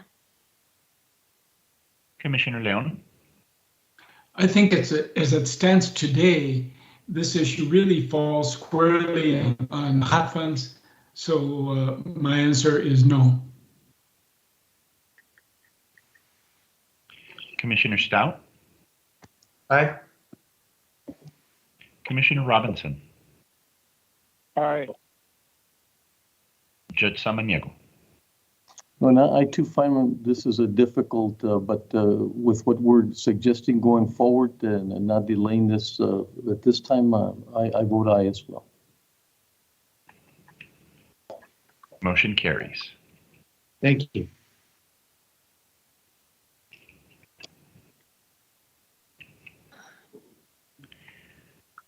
This brings us to the Public Works items. Item number 16.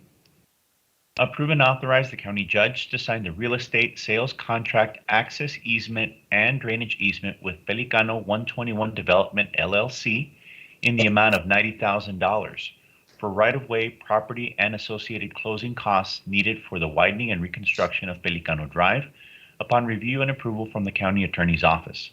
Funding is available in General Fund, El Paso County Mobility Projects, Capital Project Land, contract number 2021-0496. Judge, may I also read item number 17 that's associated to this item? Sure. Item number 17, approve and authorize the county judge to sign the real estate sales contract with Pelicano 121 Development LLC in the amount of $660,000 for right-of-way property and associated closing costs needed for the widening and reconstruction of Pelicano Drive upon review and approval from the county attorney's office. Funding is available in General Fund, El Paso County Mobility Projects, Capital Projects Land. Contract number 2021-0497. Good morning, Judge, Commissioners. Sal Alonso from the Planning and Development Department. Hope everybody's doing well this morning. The items before you are part of the right-of-way acquisitions needed for the widening of the Pelicano project. One of them is a drainage and access easement, which would allow us to install a storm sewer pipe.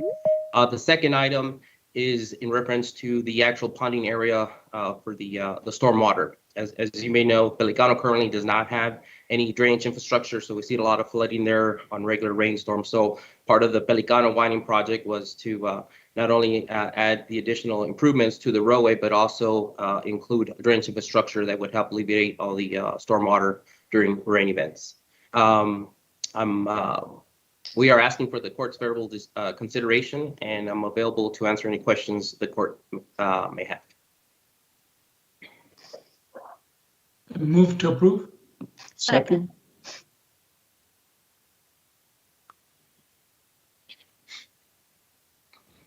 And that is for both items 16 and 17, correct, Commissioner?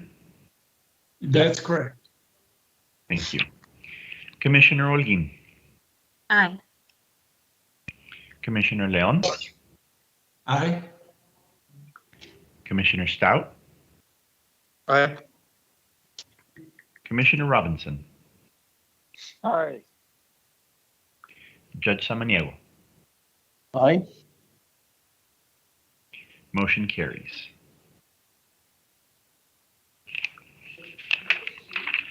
Item number 18. Approve and authorize the county judge to sign task order number 1, on-call civil engineering contract with Walter P. Moore and Associates Incorporated to update the current El Paso County flood damage prevention order. Funding in the amount of $112,270 is available in General Fund, El Paso County Mobility Projects, Professional Services General. Contract number 2021-0260. Good morning, Judge Commissioner. Sosel Netos, the Planning and Development Department. I'll be presenting this item on behalf of Gilbert Saldana, our senior civil engineer in the department. This is an item using our on-call civil engineering program to update the county's flood damage prevention order. The original order was adopted back in 2007 following the 2006 storm events and is based on state law, which guarantees the county the ability to regulate development in the floodplain. Further evaluation of the governing statute of the state does allow the county to not only identify and regulate areas within the floodplain, but also areas that may contribute to the floodplain. And as a result of this, we are looking to update our order, especially in light of the pending update of the FEMA firms or the flood insurance rate maps, which we would then incorporate to our flood damage prevention order to ensure that we are regulating areas that are specifically at a high risk for damages in the near future. And so we're asking for the court's favorable consideration of this, and I am available to take any questions that the court may have.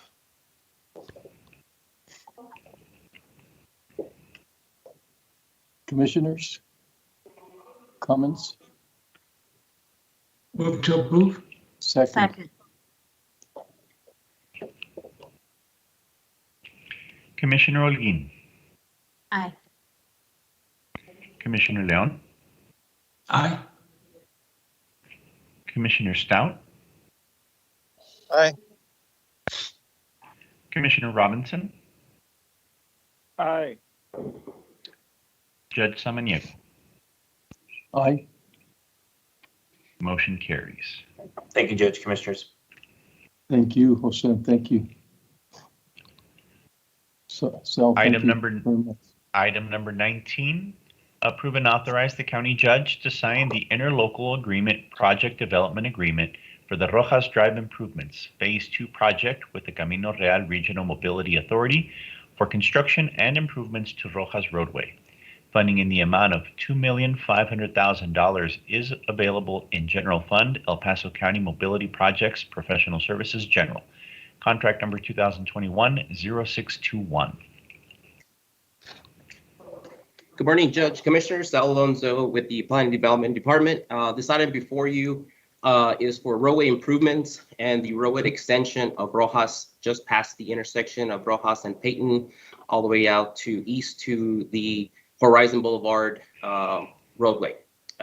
This extension will serve as an alternate access for the fast-growing area, especially with the Amazon going online here in the near future. This extension will provide a reliever for the community. We are asking for the court's favorable consideration, and I'm available to answer any questions the court may have.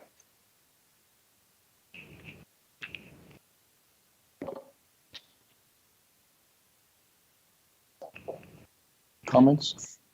Sal, what is the total length of the extension?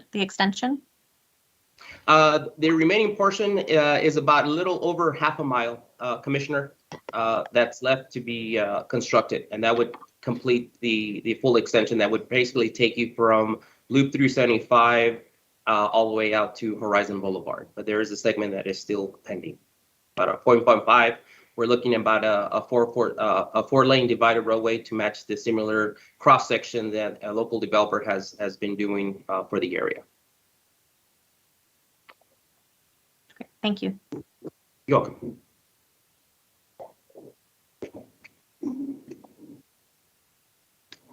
I'll move to approve. Second. Commissioner Holguin, Aye. Commissioner Leon, Aye. Commissioner Stout, Aye. Commissioner Robinson, Aye. Judge Samaniego. Aye. Motion carries. Item number 20, approve and authorize the county judge to sign the interlocal agreement project development agreement for the Ascension Street Improvements Project with the Camino Real Regional Mobility Authority for the Highway Safety Improvement Program project design, funding in the amount of $180,147.60 is available in General Fund El Paso County Mobility Projects, Professional Services, General. Contract number 2021-0622. Good morning again, Judge and Commissioner Sal Alonso with the Planning and Development Department. This item before you is part of the Highway Safety Improvement Program, otherwise known as HSIP. The Planning and Development submitted 2 projects under this program to the local TxDOT office. 2 of those projects were selected. One of the project will be designed and constructed by TxDOT as a good partnership. The project was small enough that they could absorb within their own design of the striping portion of it. The second one is the item before you. These improvements include the installation of raised pavement markers, new thermoplastic paving, marking signs, an additional 4-foot shoulder on each side of Ascension, beginning at the intersection of Horizon Boulevard and going north towards Kenwood Avenue in the Agua Dulce community. We are asking for the court's favorable consideration, and I'm available to answer any questions the court may have.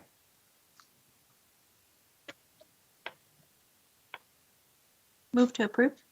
Second. Commissioner Holguin, Aye.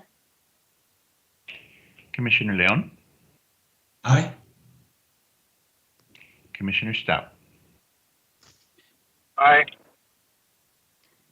Commissioner Robinson, Aye. Judge Samaniego. Aye. Motion carries. Thank you.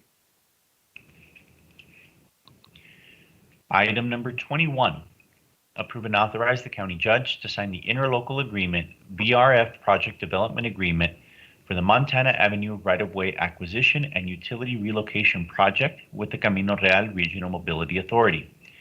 Funding in the amount of $190,560.11 is available in FY21 and $190,560.10 in FY22 from vehicle registration fee bond proceeds as managed by the CRRMA. Contract number 2021-0626.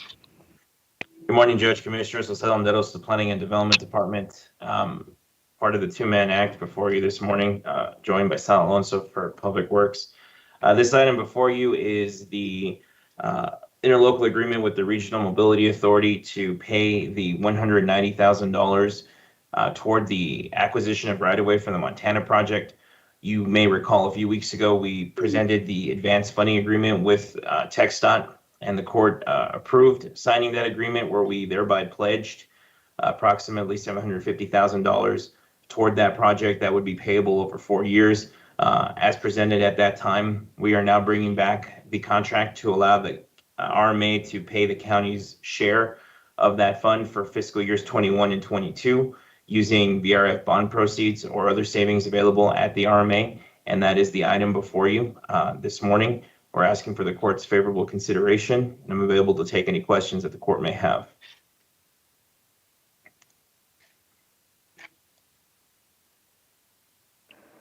Judge, this is Commissioner Stott. I've got a question real quick. Go ahead. Thanks, Jose. So just to be absolutely clear, this is going to be an additional $380,000, which would be raising the total that the county is paying for the property acquisition to more than $1 million. as opposed to being a separate action, but still within the 762,000 that was previously approved? No, sir. So actually, what the court approved a few weeks ago was a contract that the court that authorizes us to, or signals to TxDOT that the court would contribute to that project toward the amount of approximately 750. And this is the first two payments of that 4-year payment plan.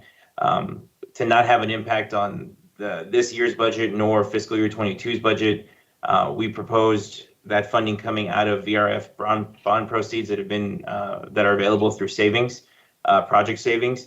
And so this just authorizes the RMA to make that payment to TxDOT on behalf of the county to meet our first 2-year payments. And then we would still need an additional 190,000 in fiscal years 23 and fiscal year 24. Okay, thank you. Yes, sir.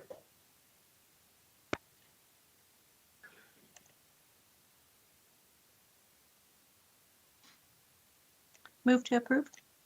Second.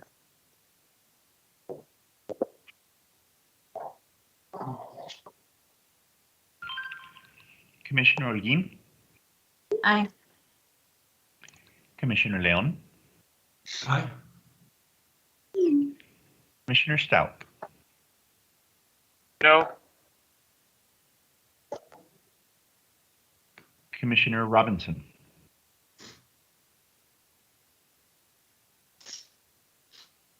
Aye. Judge Samaniego. Aye. Motion carries. Thank you, Judge, Commissioners. Item number 22, approve and authorize the county judge to sign the third amendment to the interlocal agreement for procurement and placement of bus shelters for El Paso County Transit with the Camino Real Regional Mobility Authority. The amendment adds construction, engineering, and inspection to the contract needed for construction services. Funding in the amount of $110,000 is available in General Fund, El Paso County Mobility Projects, Professional Services General.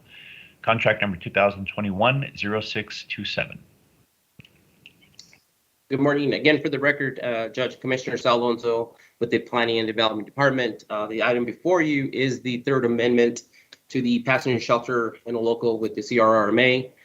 These funds would add the CNI needed for the 5 additional bus passenger shelters that would be placed countywide. We are asking for the court's favorable consideration, and I am available to answer any questions that the court may have. Move to approve. Second. Commissioner Holguin, Aye. Commissioner Leon, Aye. Commissioner Stout, Aye. Commissioner Robinson, Aye. Judge Samaniego. Aye. Motion carries.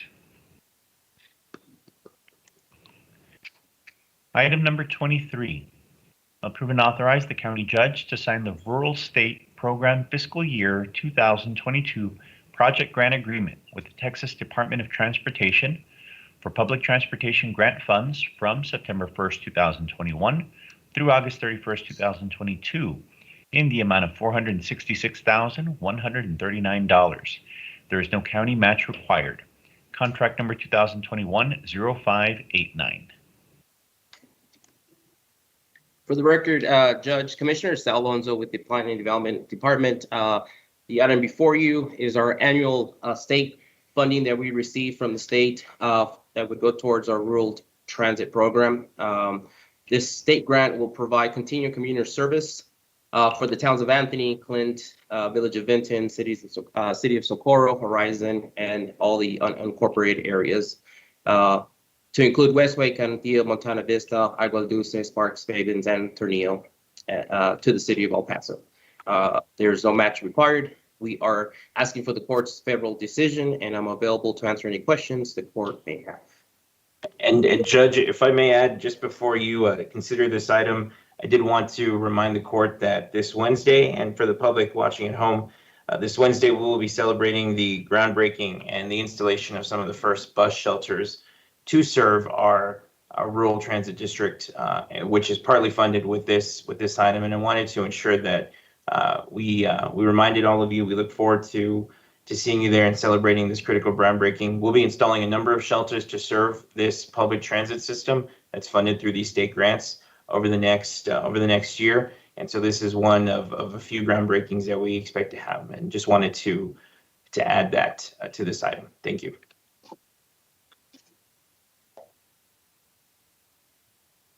Move to approve. Second.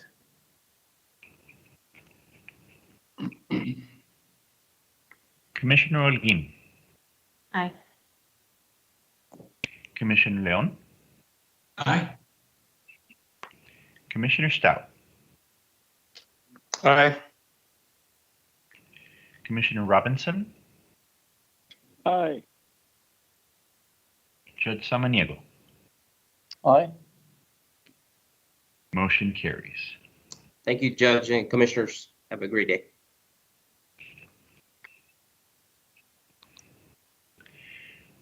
Item number 24 from Budget and Finance. Approve and authorize the additional funding needed by the Infrastructure Department for the Horizon Hills Embankment Improvement Project. Further approve the reallocation of funding from the CP Improvement 01 Miscellaneous to CIP 21 Public Works Administration renovations in the amount of $80,513. Good morning, Judge Commissioners. Wally Hargrove from the Office of Budget and Fiscal Policy. This item, as noted, is for the Horizon Hills Embankment Improvement Projects that was funded as part of our original FY21 CIP. Due to recent fluctuations in material cost, in this case, steel and concrete, the lowest responsive bidder exceeded the funds that were set aside as part of the CIP project. These supplemental funds are available and will allow the original 400 linear feet of concrete lined channel to protect the embankment along the drainage way. Available for any questions you may have, and would ask for your favorable consideration. Judge, I've got a question. Go ahead, Commissioner Leon. Hey, Wally, thank you. What caught my eye, it seemed like an 11th hour kind of change in the budget, but is the $80,000 as a result of the price increases in materials? Wow. Exactly. I questioned the same thing last week when this item was posted. It's just a big fluctuation in those critical building materials for this specific project. Wow. Okay, thank you. Move to approve. Yes. Second. Second. Commissioner Holguín. Aye. Commissioner Leon. Aye. Commissioner Stout.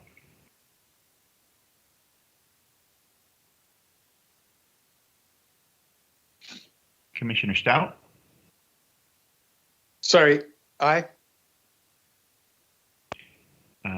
Commissioner Robinson. Aye. Judge Samaniego. Aye. Motion carries. Thank you very much.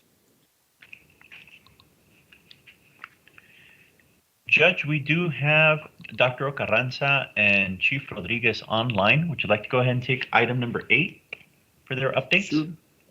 Well, the only thing is we will divide the item in two, but if that's what works for both Chief Carranza and for Rodriguez, that's fine. We'll do theirs and then we'll take a break for lunch. Go ahead. Yes, sir. We'll start with Dr. Carranza, please. Item number 8, County Administration. Discuss and take appropriate action regarding El Paso County's preparation and response for COVID-19.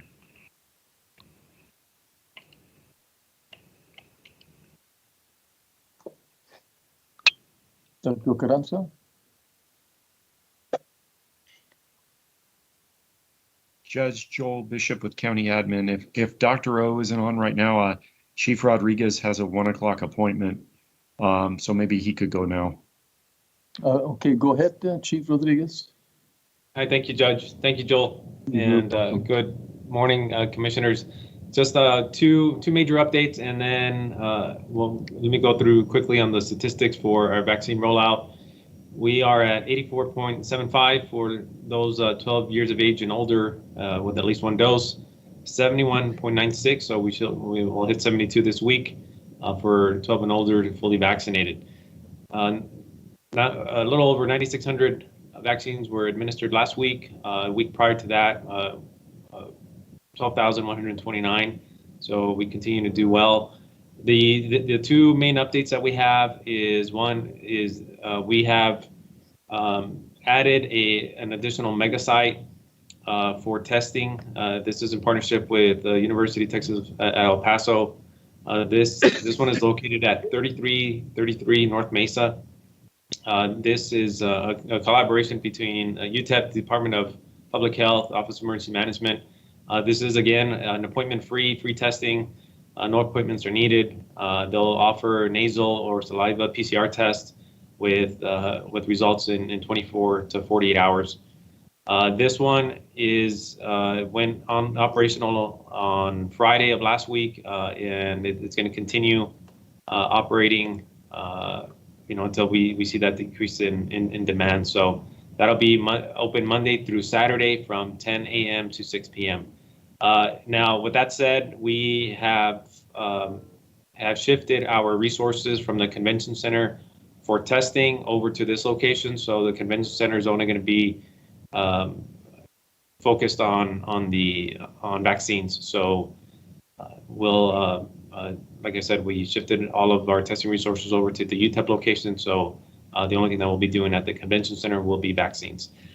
On the third dose front, as we mentioned last week, we began, I believe Thursday and Friday of last week, doing the third dose.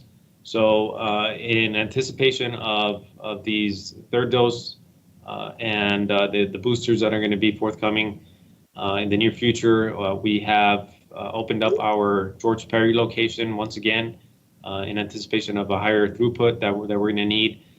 So we have made that available for the public. Again, the third dose is for individuals who have moderately or severely immunocompromised. The third dose will be administered for those that received their second dose 28 days after that from either the Pfizer or Moderna. There's a list at the CDC that gives a detailed list of those people that qualify for this third dose. The third dose are available by appointment only, and this is at 301 George Perry, Monday through Saturday, 8 a.m. to noon, and from 1 p.m. to 5 p.m. They're available at the convention center. The hours are from noon to 6 p.m. and on Saturday from 8 a.m. to 3 p.m. And then, of course, our COVID clinics, those are open Monday through Saturday from 8 a.m. to 5 p.m. And those are at the 4 COVID clinics on South Staten, Alameda, Remcon, and Railroad. We also want to reiterate that this third dose is not a booster. The booster will not begin until after September, and we'll announce that appropriately in due course. But this third dose is, again, just for those individuals that are immunocompromised. So they can go to EP COVID vaccine to make an appointment. And if they have any issues, they can contact our COVID hotline at 212-6843, and they can register them there. And with that's my update. If y'all have any questions for us, thank you. Commissioners, any questions for Chief Rodriguez? Chief, I know a lot of things coming at us, and I'll be reaching out to you. Some of the discussions on the Afghanistan families and whatever you hear, if you could also bring it to our table and attention. We're trying to get a little bit, I know it's not COVID related, but it is to some extent because we don't know what challenges we'll have with respect to testing, with respect to vaccinations and so forth. So I know our community's got one more challenge coming at us. So, and I thank you. It's always great to know that you're around because you've done this before and know how to approach these situations. So thank you, Chief Rodriguez. Thank you. Appreciate that. Did we, here, Dr. Ocaranza, please, thank you. Good morning, Judge, Commissioners. Thank you for the opportunity to present to the court the latest on the COVID-19. And if I may share my screen, so I have a few slides that I prepared for you.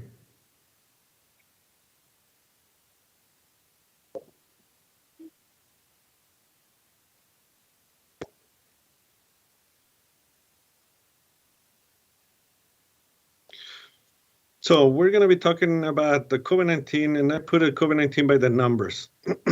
We have seen that little by little, our number of cases have rapidly been rising, and we continue to see an upward trend on the positive cases. That is the situation that we're living, and most likely it is from the Delta variant.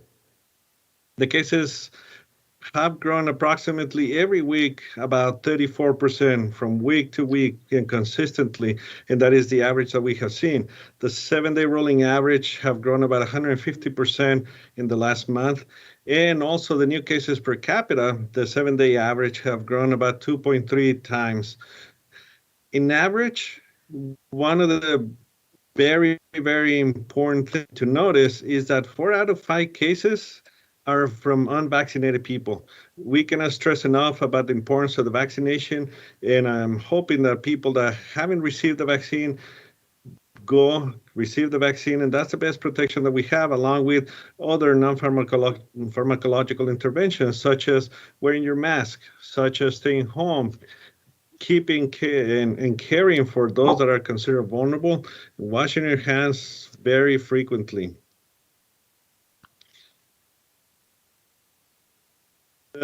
This is what we have seen on the positive cases from CDC week number 5 to CDC week number 33. And we can see that it had been in a very, very nice downward trend up until about 8 weeks ago, that we started to see the incline in the opposite direction, which is not favorable to us.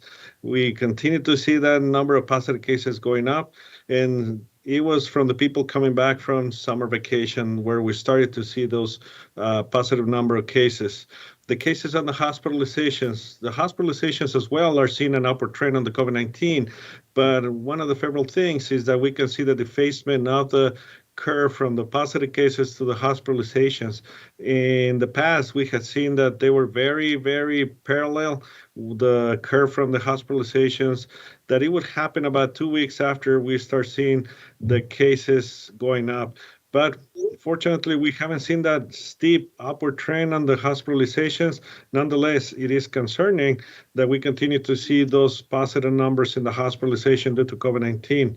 We need not to forget that hospitals, we do not have those abundant healthcare resources such as hospital beds, and those hospitals are caring for our community when they come with diabetes, when they come with high blood pressure, with heart conditions, with other ailments that are not COVID-19, and those are the ones that are also being taken care of at our local facilities.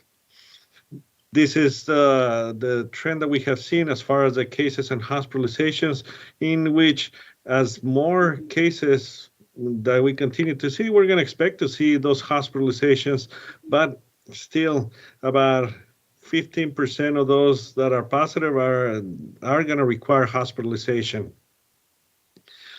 The cases by the age group, initially, we had seen that between 18 and 45 years of age were the predominant age groups that we had seen, but now we're seeing how the 0 to 17, which is our school-age children, are starting to pick up, and now is the more predominant age group that we're seeing the positive cases. So we really need to emphasize that our children, ourselves, and everybody that goes indoor, they need to be wearing their mask, and also for those that are eligible to receive the vaccine to go and get it. In vaccinated cases, we can see how it continues to grow, and about 80% of those that are positive cases are people that are unvaccinated. We can see how effective it is, and I have a slide at the end of the presentation so they can see how effective the vaccine has been in preventing those cases and preventing the hospitalizations as well. Vaccination is one of the most important tools that we have, and one of the best news that we received this morning is that the FDA has issued a full approval of the Pfizer vaccine. So for those that were a little hesitant to receive the vaccine because it was under emergency use authorization, now is the time that they can go get it. If they were waiting for the full authorization, today was the day. So please go and get it. There's plenty of opportunities to receive the vaccine, and we need to continue to invite those people to come and receive the vaccine. Hospitalizations, we have seen an increase of about 75% over the last month. Last month, only 7.7% of the cases were hospitalized, although this can rapidly change, especially in those that are considered vulnerable. And we are going to be seeing in a little bit how our senior citizens, 65 and older, are starting to pick up in the number of hospitalizations. 85% of the people that got admitted to the hospital unvaccinated. So we cannot stress enough how the vaccine can prevent this. The best defense that we have against the COVID-19 is to get vaccinated. Once somebody's sick, it is harder because of the diabetes, because of the high blood pressure that might be not very well controlled, and it's harder to treat those patients. So we don't want to see the suffering. We don't want to have the COVID-19 go through our households, causing complications. The hospitalizations, as mentioned before, is more common in adults. Pediatric admissions have fluctuated, but it's not a very high percentage of those hospitalizations at this moment. But again, we cannot let our guard down, and we need to just keep a close eye on those. This is the curve of the hospitalizations in which we continue to see an upward trend. And even though from 1 week, CDC week 32 to CDC week number 33, we might have seen a little decline, but I expect that it's going to continue to increase. The hospitalizations by age group, as mentioned before, if you see in the last 3 CDC weeks, from CDC week 31 to 33, you can see the light blue area, which is our senior citizens, is increasing in the percentage of people that are hospitalized, followed by the 46 to 65 years of age as well. The bottom part, which is the pediatric admissions, has remained stable and is very low. But again, the best way to protect them is the parents need to receive the vaccine, and those children that are eligible to receive the vaccine, they need to go get it. Everybody should be wearing their face mask when they're indoors, and that's the way that we're going to also slow down the spread of the disease throughout our community. The unvaccinated hospitalized, we can see it really, really clear here that it is about 85% of the people that go to the hospital, and it has remained very, very stable here. And this is what I was mentioning a little bit ago, in which the reduction of hospitalizations and the reduction of cases is basically related to the vaccine. This is what vaccines do. And we have between 20 and 23-fold reduction in hospitalizations or cases just with the vaccine. So it is staggering numbers. It is extremely important for people to see this. This is the local situation. And again, this is the way that we can see very clear how the vaccines work. And the vaccine, along with the other interventions, are going to be the ones that are going to keep us healthy and are going to be the ones that are going to be producing the best positive effect, reducing the spread of the disease, and also preventing complications. And with that, I'll be happy to answer any questions. Just one other question. I think you covered it, but I just want to make sure it's emphasized is that on the children's situation, why now? Because a lot of them aren't from the Delta, and that I know of. That it's strictly that they're, the uptick on more children under the age of 12 getting it. Is there a reason why it's now that, that we have that uptick that we didn't have before? I think that would help, everyone understand what changed and how do we address that new change? Yes, 3 weeks ago, that's when school started. And schools are considered to be a congregate setting. So now that we have the children back in school and we're taking our children out of the house, that's how we're seeing that the children are getting infected with the COVID-19. One thing that is very important is that a lot of these children, they don't get the COVID at school. They get the COVID at home and then they go to school with the COVID. So that's why we continue to tell those parents that if they haven't received the vaccine, the parents, please go get it. That's the best way that we're going to be protecting our children from getting the COVID. If they are 12 years of age and older, go get the vaccine because those pre-adolescents and adolescents can spread the COVID a lot at the same rate as also the adults. And it's very easy for them to just gather and have the groups of friends, and it can cause a bigger problem. But now we're seeing that with going back to school, the number of pediatric cases has gone up. And Dr. Ocaranza, do we have any more news regarding when the vaccine might be available to under 12? Well, they're still submitting the results on their trials, and hopefully by November, I expect, but nobody knows exactly when that is going to be. That's why if we immunize the adults in the household, if we immunize all their siblings, then the younger children are going to be able to stay COVID-free. And that's very, very important. Thank you. Thank you, Commissioner Holguin. Any other comments or questions for Dr. Ocaranza? And I know it's almost like we think, Doctor, that we're understanding a situation and then we have different variables that take place. I know we had a challenge of not having the bridges open. We're sort of waiting to see how that would play out. It'll be one more month, and I think I'm trying my best to see if there's anything we could do to help Juarez, because you and I've talked about the regional immunity versus separate immunities, and then when we come together, we're right sort of back to the square one. And so anything that you know of or that I can support, I think I can get the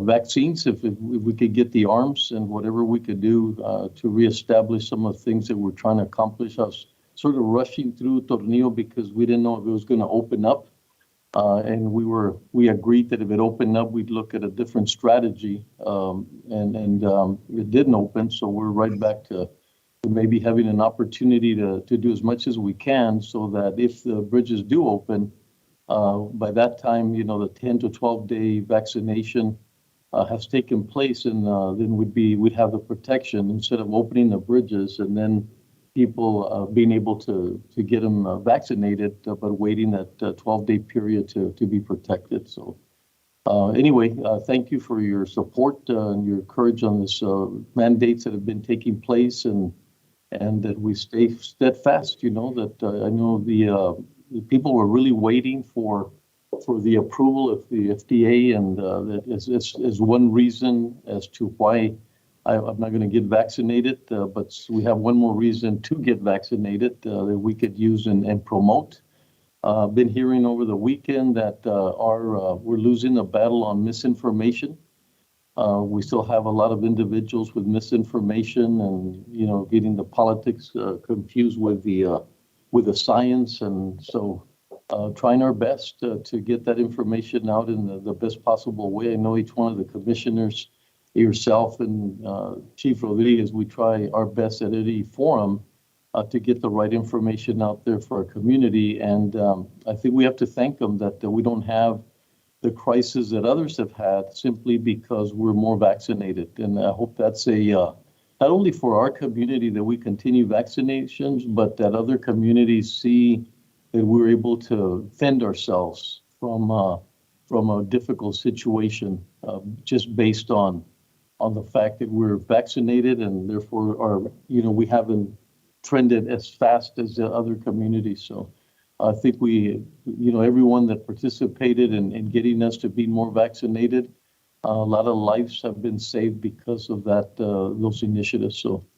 thank you, and also the commissioners that and everyone else that got us to that point of having that 70 plus 71% plus vaccination rate. So thank you, Dr. Ocaranza. Thank you, Judge, and definitely, and thank you to the court because they've been very supportive about all those vaccination initiatives. Bringing the vaccine and make it available and accessible to everybody was it's extremely important, and you all have done great in promoting and bringing the vaccine, in having a region, not just the community, but the region as a whole, to a point that, as you said, we're not suffering the same way that other regions, but we're not out of the woods. This pandemic is not over. There's many challenges ahead of us, but we as community are resilient, and with different public health interventions, we'll be able to be in a better place as well. And thank you. Thank you very much. Thank you. Any more questions, anything? So Cesar, back to you. And Joel, I think Joel will, are you still on, Joel? Yes. Hi, Judge. Well, we have just a few minutes in my case, and then we could go to the others after lunch, but I've said what I've needed to say. And so on my behalf, just like I said, some challenges. We are having an uptick on number of refugees that come in that have COVID. That's increasing quite exponentially. So we're trying our best, and thank all the NGOs and everyone that we're able to channel them into different places. And we're also working very close with, thank God we have the immigration agencies that are helping us tremendously in coordinating and keeping us abreast. One of the petitions that I did receive was that, Santa Teresa receives probably the bulk of refugees, yet they're sent only to El Paso. And instead of sending them into New Mexico, they go through the NGOs, but as far as officially being able to accept, they typically will come directly to us. We have Del Rio also sort of counting on us to take care of some of the overflow that they have. And so we become very good at what we do, but it's also very difficult to continue experiencing that flow. So I'll be reaching out to the leadership in New Mexico to see if there's any way that they can also, take some of the refugees that come in through New Mexico. That are coming directly to us, and also sort of reach out to Del Rio and see if I want to make sure that they're doing everything that they can on both sides of the border before they feel like they need to bring it to us. And I don't know if anybody's monitoring that situation as to, are they more capable and it's easier to send to us, or are they really being, overflowed and having to send them to us? Because we'll always have a humanitarian approach, but we also have to make sure that we spread the responsibility as evenly as possible throughout the border. Okay, Judge, would you like to go to the other commissioners or wait till after lunch? No, I think we're now just wanted to take advantage of the few minutes, and then we'll go right into when we come back at 1 o'clock, we'll go into the others. I just want to take care of mine, and that way we'd have less coming in at 1 o'clock. Thank you, Joel. Cesar? Thank you. Okay. Commissioners Court will recess for 1 hour. We will return at 1 o'clock. Thank you. Enjoy lunch. Thank you.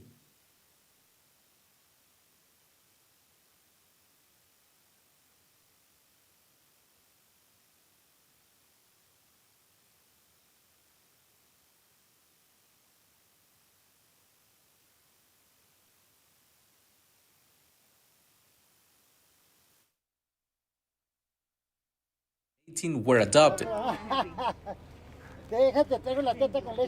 After giving the man information about the spay and neuter services, Heriberto takes the puppies and the little pig to a shelter on the other side of the county, where they will find a family for them. The name of the rescue here is Almost Home, and it's a big foster affiliate of ours. They help us a lot with our transition, so these dogs don't set foot at the shelter, at the animal services. After leaving the animals in good hands, Heriberto drives away to a new mission.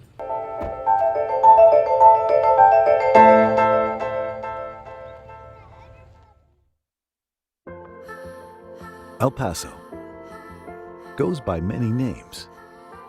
Sun City, 915. We are known for history,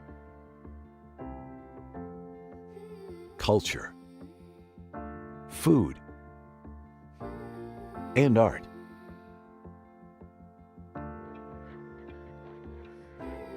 In the early 1900s, development and commerce in El Paso revolved around mining and trade. The nationally recognized mission trails are just one example of the many historic sites that portray our region's rich indigenous and colonial history. Since then, El Paso has evolved, and so has its people. We take great pride in nourishing a skilled and capable workforce, with 72% of our population being bilingual. We stay competitive among other large U.S. cities.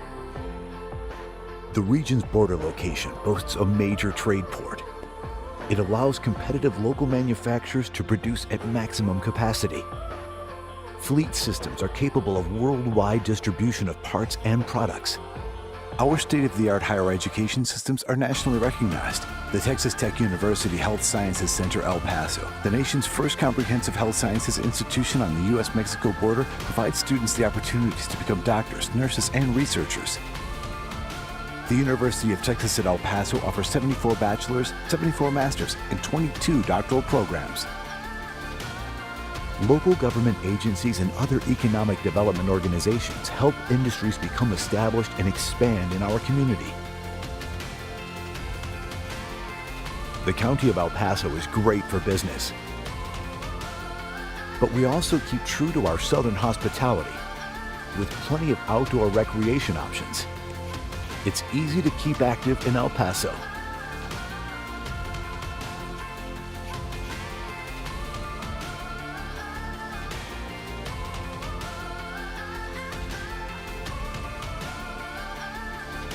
We are constantly looking for new industries interested in expansion. We want to offer our help and support in the process.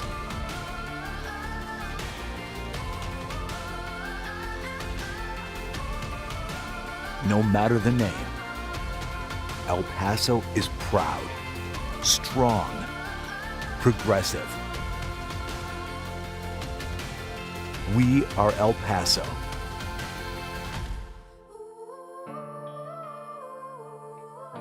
Come see what we can do together.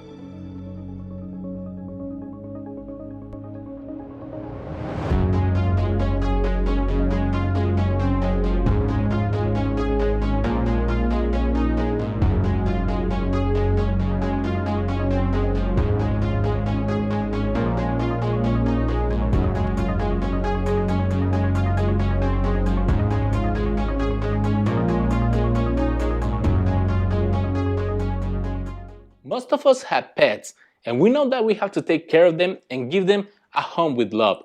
But when our resources are not enough, we need to find out a better life for them. Fortunately, here in El Paso, the Animal Welfare Department is here to help.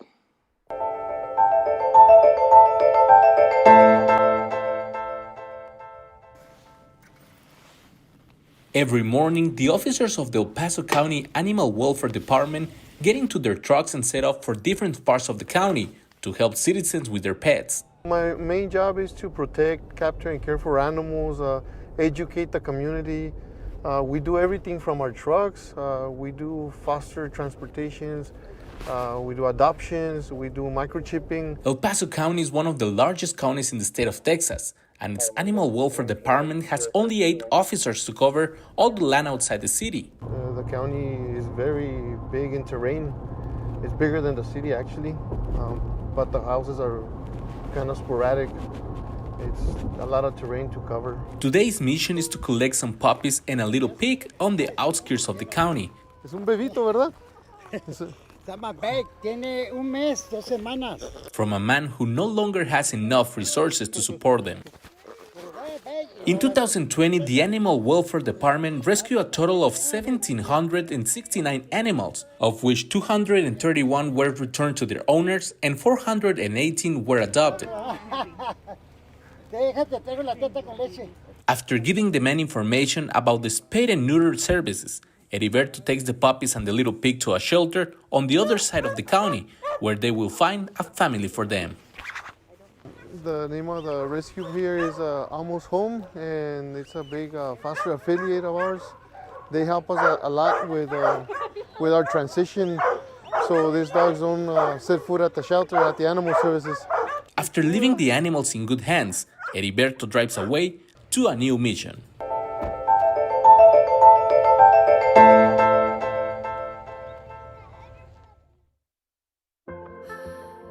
El Paso goes by many names. Sun City, 915.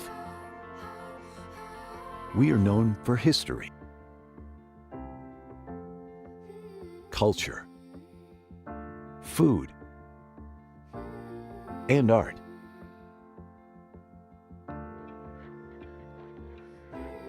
In the early 1900s, development and commerce in El Paso revolved around mining and trade. The nationally recognized mission trails are just one example of the many historic sites that portray our region's rich indigenous and colonial history. Since then, El Paso has evolved, and so has its people. We take great pride in nourishing a skilled and capable workforce, with 72% of our population being bilingual. We stay competitive among other large U.S. cities. The region's border location boasts a major trade port. It allows competitive local manufacturers to produce at maximum capacity. Fleet systems are capable of worldwide distribution of parts and products. Our state-of-the-art higher education systems are nationally recognized. The Texas Tech University Health Sciences Center El Paso, the nation's first comprehensive health sciences institution on the U.S.-Mexico border, provides students the opportunities to become doctors, nurses, and researchers. The University of Texas at El Paso offers 74 bachelor's, 74 master's, and 22 doctoral programs. Local government agencies and other economic development organizations help industries become established and expand in our community. The County of El Paso is great for business, but we also keep true to our southern hospitality with plenty of outdoor recreation options. It's easy to keep active in El Paso.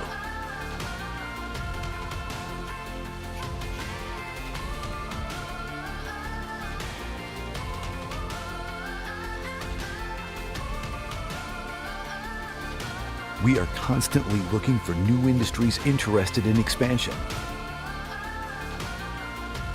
We want to offer our help and support in the process.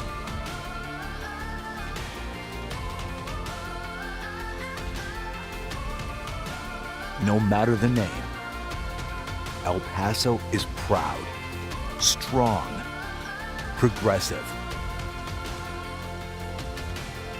We are El Paso.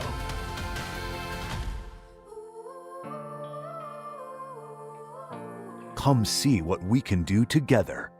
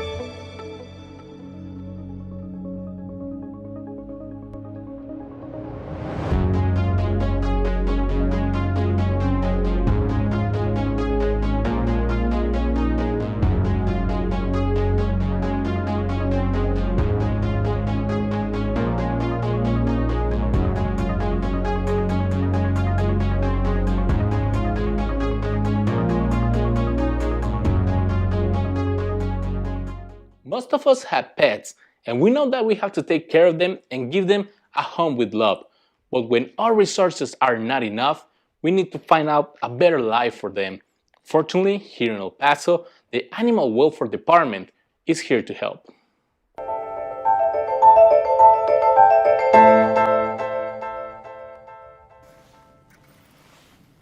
Every morning, the officers of the El Paso County Animal Welfare Department get into their trucks and set off for different parts of the county to help citizens with their pets. My main job is to protect, capture, and care for animals, educate the community.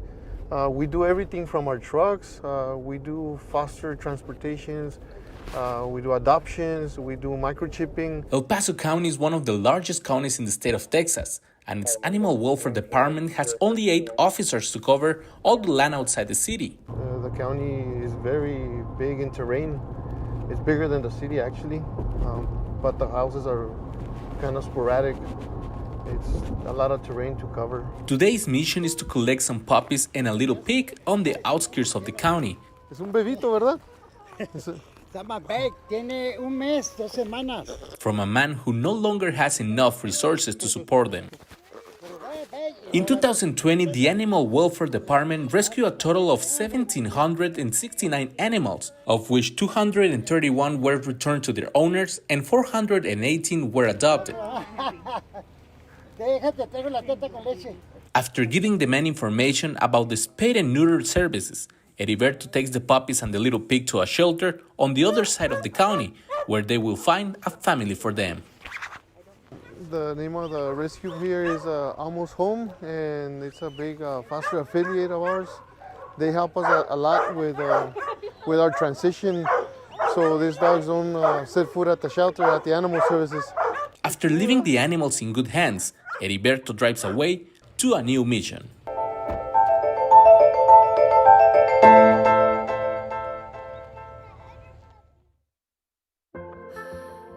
El Paso goes by many names. Sun City, 915. We are known for history, culture, food, and art.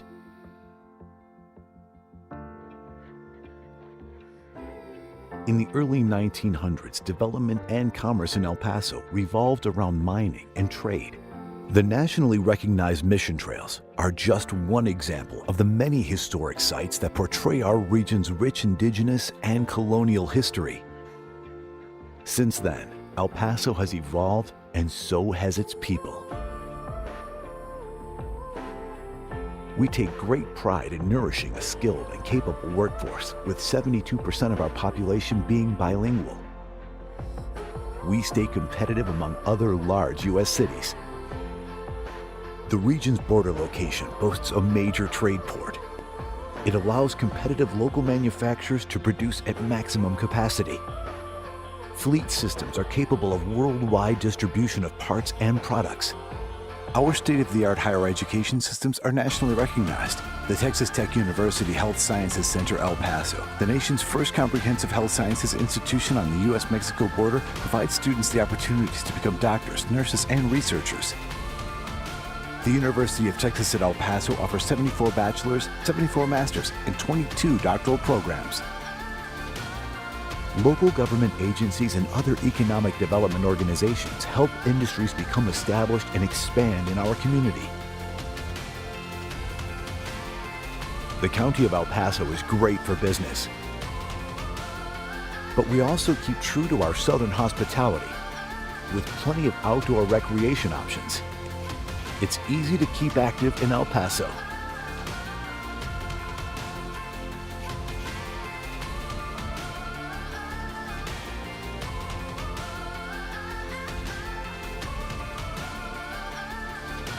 We are constantly looking for new industries interested in expansion. We want to offer our help and support in the process.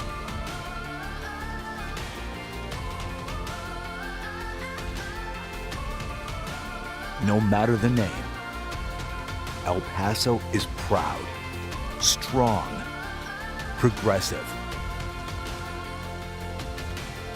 We are El Paso.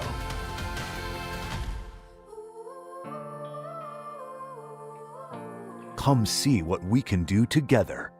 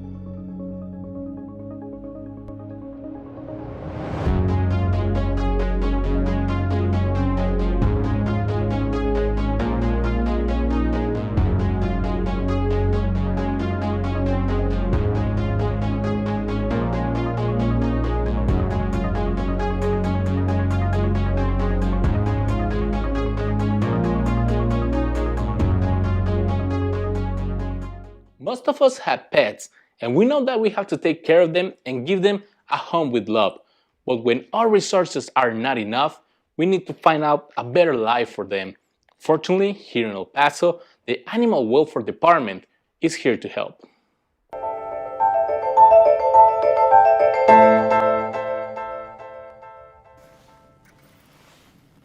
Every morning, the officers of the El Paso County Animal Welfare Department get into their trucks and set off for different parts of the county to help citizens with their pets. My main job is to protect, capture, and care for animals, educate the community. We do everything from our trucks. We do foster transportations. We do adoptions. We do microchipping. El Paso County is one of the largest counties in the state of Texas, and its Animal Welfare Department has only 8 officers to cover all the land outside the city. The county is very big in terrain. It's bigger than the city, actually, but the houses are kind of sporadic. It's a lot of terrain to cover. Today's mission is to collect some puppies and a little pig on the outskirts of the county. Es un bebito, ¿verdad? Tiene un mes, 2 semanas. From a man who no longer has enough resources to support them. In 2020, the Animal Welfare Department rescued a total of 1,769 animals, of which 231 were returned to their owners and 418 were adopted. After giving the men information about the spay and neuter services, Heriberto takes the puppies and the little pig to a shelter on the other side of the county, where they will find a family for them. The name of the rescue here is Almost Home, and it's a big foster affiliate of ours. They help us a lot with our transition, so these dogs don't set foot at the shelter, at the animal services. After leaving the animals in good hands, Heriberto drives away to a new mission.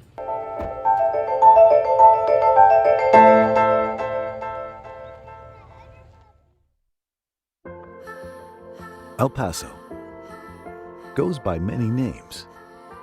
Sun City, 915. We are known for history,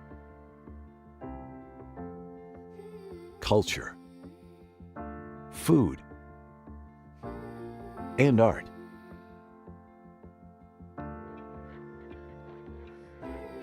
In the early 1900s, development and commerce in El Paso revolved around mining and trade.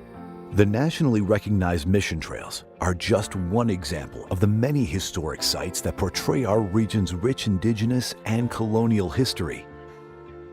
Since then, El Paso has evolved, and so has its people. We take great pride in nourishing a skilled and capable workforce, with 72% of our population being bilingual. We stay competitive among other large U.S. cities. The region's border location boasts a major trade port. It allows competitive local manufacturers to produce at maximum capacity. Fleet systems are capable of worldwide distribution of parts and products. Our state-of-the-art higher education systems are nationally recognized. The Texas Tech University Health Sciences Center El Paso, the nation's first comprehensive health sciences institution on the U.S.-Mexico border, provides students the opportunities to become doctors, nurses, and researchers. The University of Texas at El Paso offers 74 bachelor's, 74 master's, and 22 doctoral programs. Local government agencies and other economic development organizations help industries become established and expand in our community.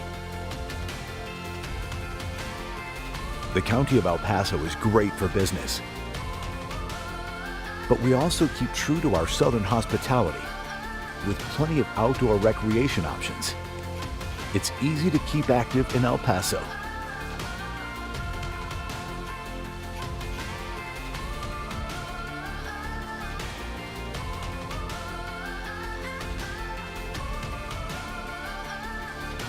We are constantly looking for new industries interested in expansion.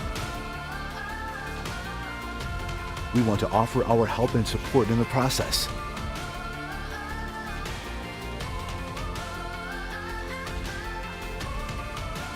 No matter the name, El Paso is proud, strong, progressive, We are El Paso.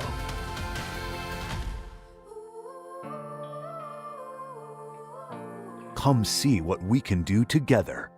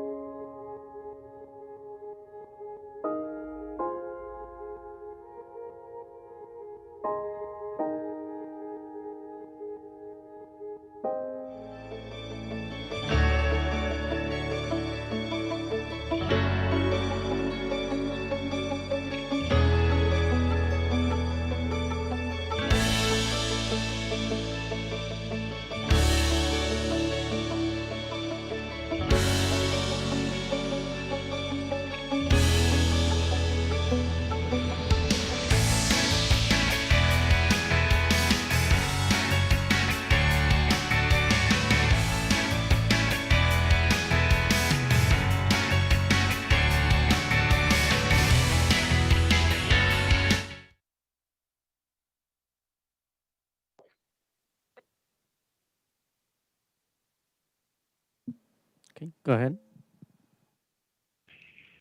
Commissioners Court has reconvened into regular open session.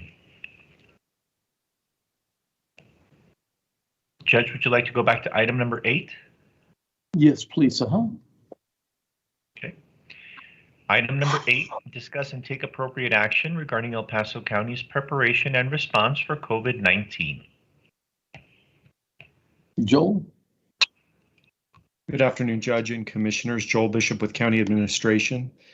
It is time for the court updates from each commissioner. And Judge, maybe before we do that, I have just a brief update I received today on the Inspira Hotel regarding COVID, and I've learned that there's been no originating COVID cases from the Inspira in the Homeless Project, which maintains a pattern of excellence from the city-county partnership endeavors and the other nonprofits that are working there, including county staff and Project Amistad. So it's really good to hear.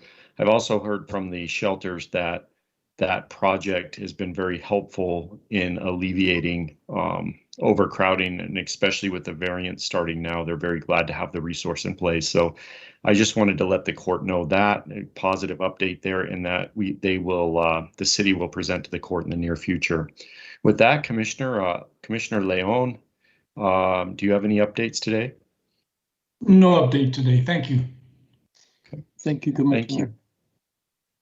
Commissioner Stout? I don't think I have anything to update. Thank you. Thank you, Commissioner. Okay. Commissioner Robinson? Nothing today. Okay. Thank you, Commissioner. Okay, and Commissioner Holguin? Thank you, Joel. Just very quickly, I just wanted to let the court know that our application workshop for families impacted by COVID to apply for the rental assistance that we had this weekend in Montana Vista was very, very successful. So we partnered with Border Network for Human Rights to help spread the word in the community. And then, of course, the Paso del Norte Community Foundation and the United Way were there actually helping families sign up for the program. So I think we had a total of about 30 families come to the workshop.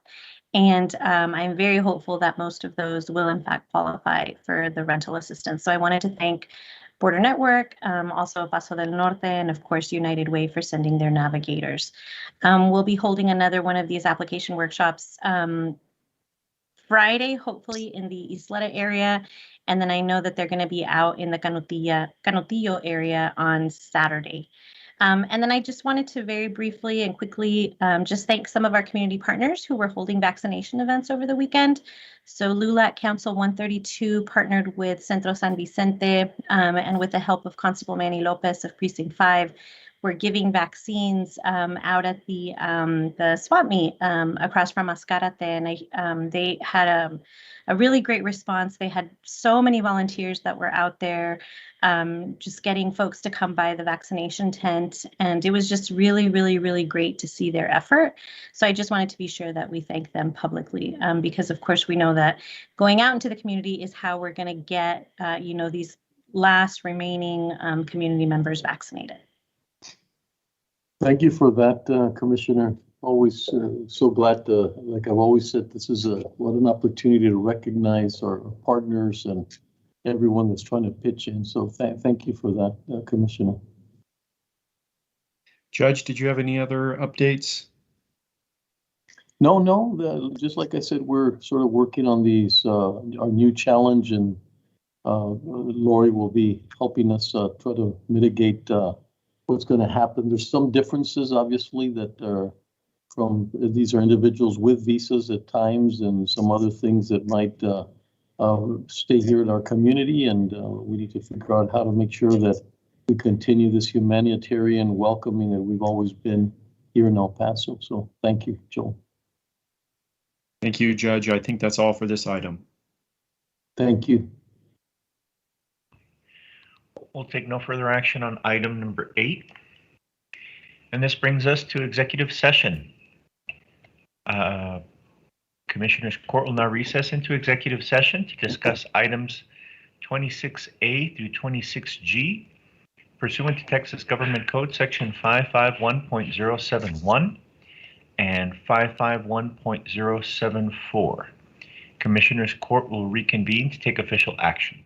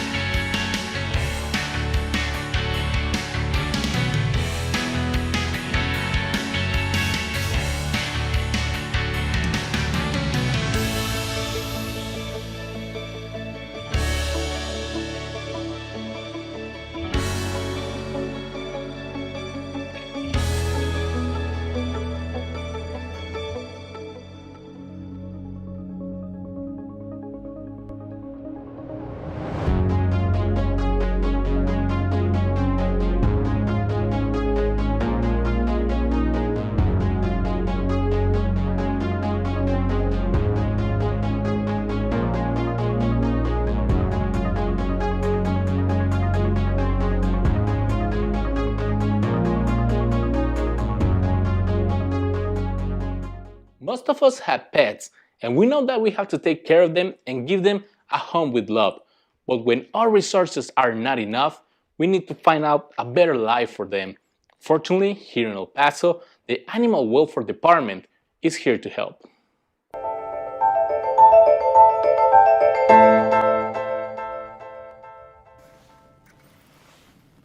Every morning, the officers of the El Paso County Animal Welfare Department get into their trucks and set off for different parts of the county to help citizens with their pets. My main job is to protect, capture, and care for animals, educate the community. We do everything from our trucks. We do foster transportations. We do adoptions. We do microchipping. El Paso County is one of the largest counties in the state of Texas, and its Animal Welfare Department has only 8 officers to cover all the land outside the city. The county is very big in terrain. It's bigger than the city, actually, but the houses are kind of sporadic. It's a lot of terrain to cover. Today's mission is to collect some puppies and a little pig on the outskirts of the county. Es un bebito, ¿verdad? Tiene un mes, 2 semanas. From a man who no longer has enough resources to support them. In 2020, the Animal Welfare Department rescued a total of 1,769 animals, of which 231 were returned to their owners and 418 were adopted. After giving the men information about the spayed and neutered services, Heriberto takes the puppies and the little pig to a shelter on the other side of the county, where they will find a family for them. The name of the rescue here is Almost Home, and it's a big foster affiliate of ours. They help us a lot with our transition, so these dogs don't set foot at the shelter, at the animal services. After leaving the animals in good hands, Heriberto drives away to a new mission.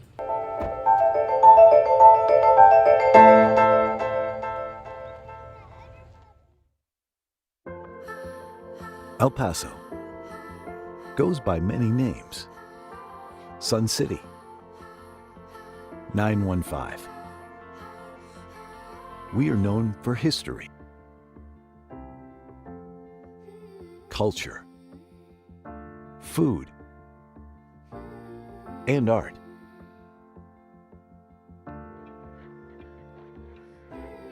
In the early 1900s, development and commerce in El Paso revolved around mining and trade. The nationally recognized mission trails are just one example of the many historic sites that portray our region's rich indigenous and colonial history. Since then, El Paso has evolved, and so has its people. We take great pride in nourishing a skilled and capable workforce, with 72% of our population being bilingual. We stay competitive among other large U.S. cities. The region's border location boasts a major trade port. It allows competitive local manufacturers to produce at maximum capacity. Fleet systems are capable of worldwide distribution of parts and products. Our state-of-the-art higher education systems are nationally recognized. The Texas Tech University Health Sciences Center El Paso, the nation's first comprehensive health sciences institution on the U.S.-Mexico border, provides students the opportunities to become doctors, nurses, and researchers. The University of Texas at El Paso offers 74 bachelor's, 74 master's, and 22 doctoral programs. Local government agencies and other economic development organizations help industries become established and expand in our community. The County of El Paso is great for business, but we also keep true to our southern hospitality with plenty of outdoor recreation options. It's easy to keep active in El Paso.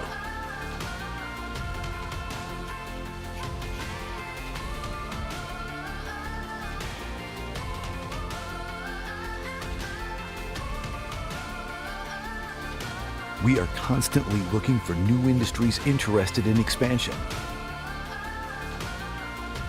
We want to offer our help and support in the process.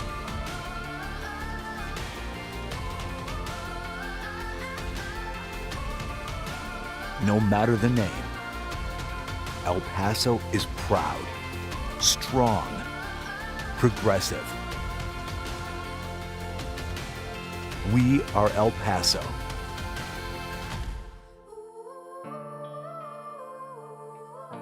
Come see what we can do together.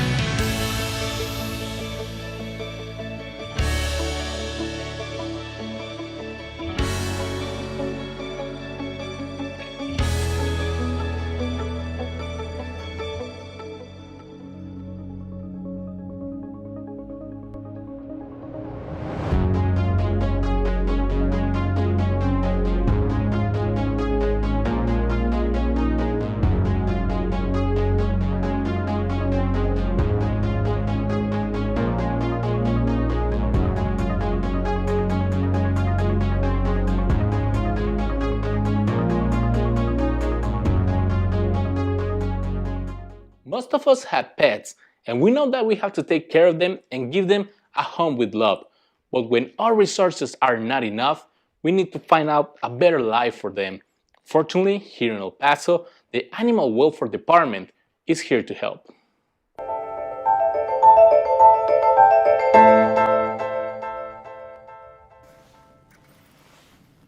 Every morning, the officers of the El Paso County Animal Welfare Department get into their trucks and set off for different parts of the county to help citizens with their pets. My main job is to protect, capture, and care for animals, educate the community. We do everything from our trucks. We do foster transportations. We do adoptions. We do microchipping. El Paso County is one of the largest counties in the state of Texas, and its Animal Welfare Department has only 8 officers to cover all the land outside the city. The county is very big in terrain. It's bigger than the city, actually, but the houses are kind of sporadic. It's a lot of terrain to cover. Today's mission is to collect some puppies and a little pig on the outskirts of the county. Es un bebito, ¿verdad? Está más big, tiene un mes, 2 semanas. From a man who no longer has enough resources to support them. In 2020, the Animal Welfare Department rescued a total of 1,769 animals, of which 231 were returned to their owners and 418 were adopted. After giving the men information about the spayed and neutered services, Heriberto takes the puppies and the little pig to a shelter on the other side of the county, where they will find a family for them. The name of the rescue here is Almost Home, and it's a big foster affiliate of ours. They help us a lot with our transition, so these dogs don't set foot at the shelter, at the animal services. After leaving the animals in good hands, Heriberto drives away to a new mission.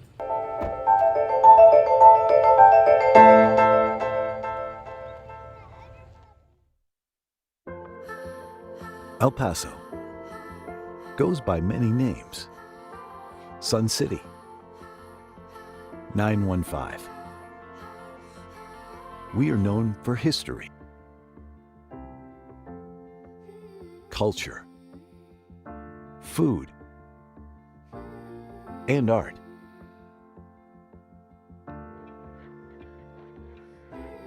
In the early 1900s, development and commerce in El Paso revolved around mining and trade.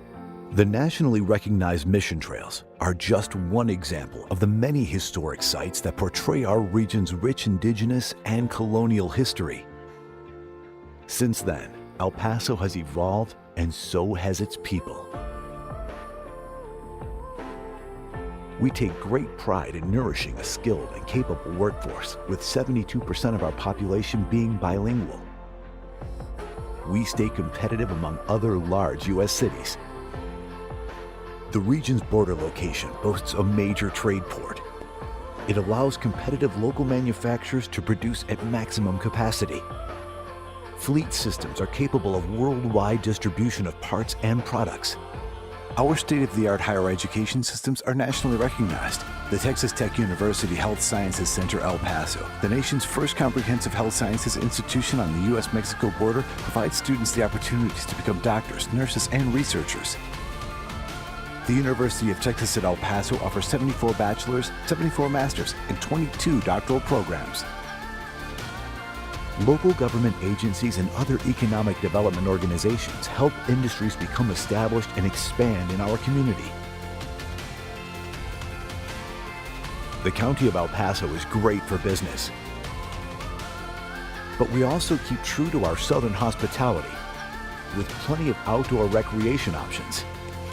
It's easy to keep active in El Paso.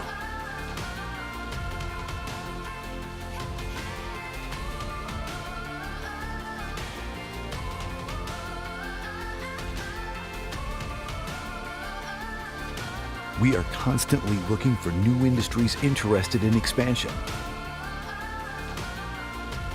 We want to offer our help and support in the process.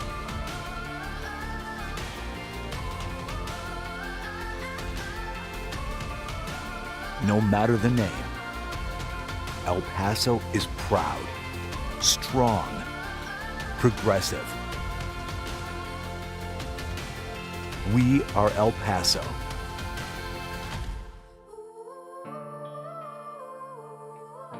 Come see what we can do together.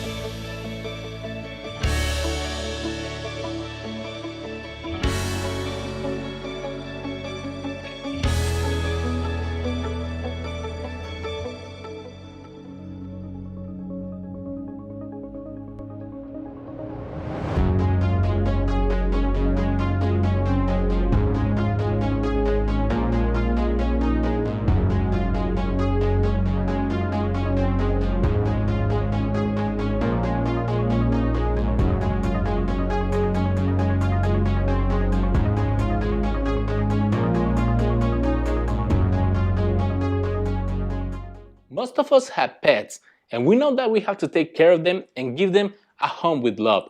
But when our resources are not enough, we need to find out a better life for them. Fortunately, here in El Paso, the Animal Welfare Department is here to help.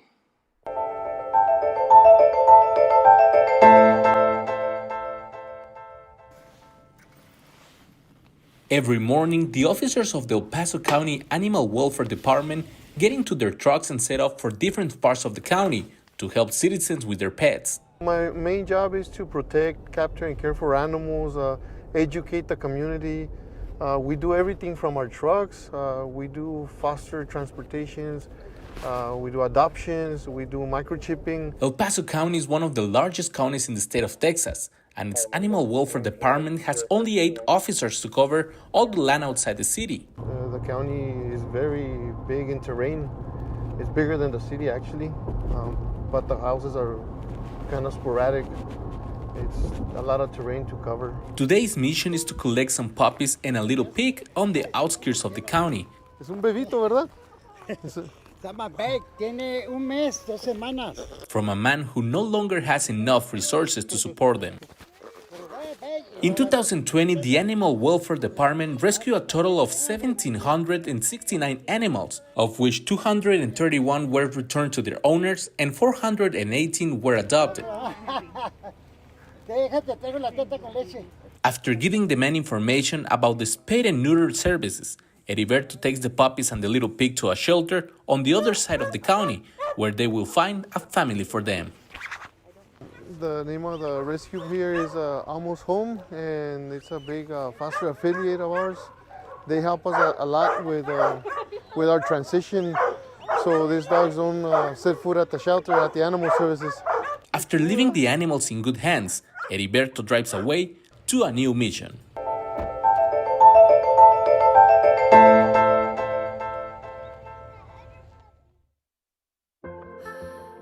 El Paso goes by many names. Sun City, 915. We are known for history, culture, food, and art.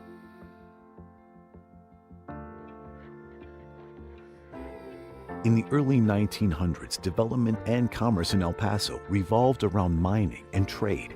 The nationally recognized mission trails are just one example of the many historic sites that portray our region's rich indigenous and colonial history. Since then, El Paso has evolved, and so has its people. We take great pride in nourishing a skilled and capable workforce, with 72% of our population being bilingual. We stay competitive among other large U.S. cities. The region's border location boasts a major trade port. It allows competitive local manufacturers to produce at maximum capacity. Fleet systems are capable of worldwide distribution of parts and products. Our state-of-the-art higher education systems are nationally recognized. The Texas Tech University Health Sciences Center El Paso, the nation's first comprehensive health sciences institution on the U.S.-Mexico border, provides students the opportunities to become doctors, nurses, and researchers. The University of Texas at El Paso offers 74 bachelor's, 74 master's, and 22 doctoral programs. Local government agencies and other economic development organizations help industries become established and expand in our community. The County of El Paso is great for business, but we also keep true to our southern hospitality with plenty of outdoor recreation options. It's easy to keep active in El Paso.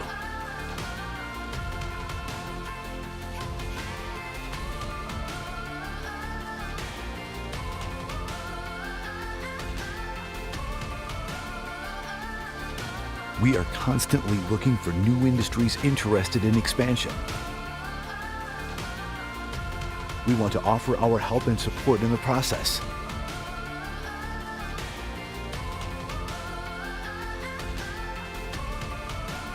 No matter the name, El Paso is proud, strong, progressive, We are El Paso.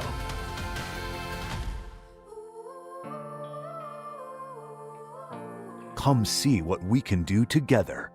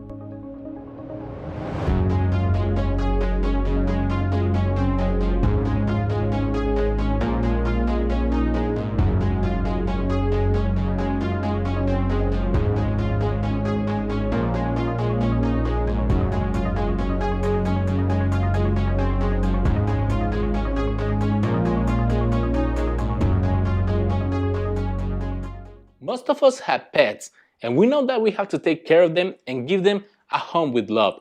But when our resources are not enough, we need to find out a better life for them. Fortunately, here in El Paso, the Animal Welfare Department is here to help.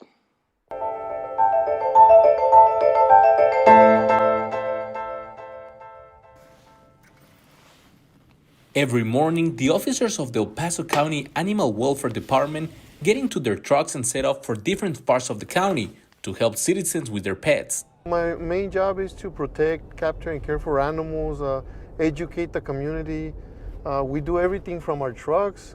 We do foster transportations. We do adoptions. We do microchipping. El Paso County is one of the largest counties in the state of Texas, and its Animal Welfare Department has only 8 officers to cover all the land outside the city. The county is very big in terrain. It's bigger than the city, actually, but the houses are kind of sporadic. It's a lot of terrain to cover. Today's mission is to collect some puppies and a little pig on the outskirts of the county. Es un bebito, ¿verdad? Está más big, tiene un mes, 2 semanas. From a man who no longer has enough resources to support them. In 2020, the Animal Welfare Department rescued a total of 1,769 animals, of which 231 were returned to their owners and 418 were adopted. After giving the men information about the spayed and neutered services, Heriberto takes the puppies and the little pig to a shelter on the other side of the county, where they will find a family for them. The name of the rescue here is Almost Home, and it's a big foster affiliate of ours. They help us a lot with our transition, so these dogs don't set foot at the shelter, at the animal services. After leaving the animals in good hands, Heriberto drives away to a new mission.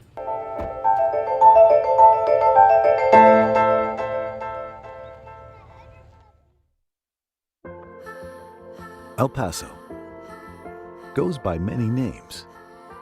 Sun City, 915. We are known for history, culture, food, and art.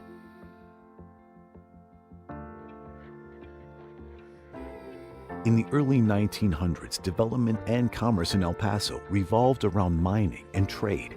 The nationally recognized mission trails are just one example of the many historic sites that portray our region's rich indigenous and colonial history. Since then, El Paso has evolved, and so has its people. We take great pride in nourishing a skilled and capable workforce, with 72% of our population being bilingual. We stay competitive among other large U.S. cities. The region's border location boasts a major trade port. It allows competitive local manufacturers to produce at maximum capacity. Fleet systems are capable of worldwide distribution of parts and products. Our state-of-the-art higher education systems are nationally recognized. The Texas Tech University Health Sciences Center El Paso, the nation's first comprehensive health sciences institution on the U.S.-Mexico border, provides students the opportunities to become doctors, nurses, and researchers. The University of Texas at El Paso offers 74 bachelor's, 74 master's, and 22 doctoral programs. Local government agencies and other economic development organizations help industries become established and expand in our community. The County of El Paso is great for business, but we also keep true to our southern hospitality with plenty of outdoor recreation options. It's easy to keep active in El Paso.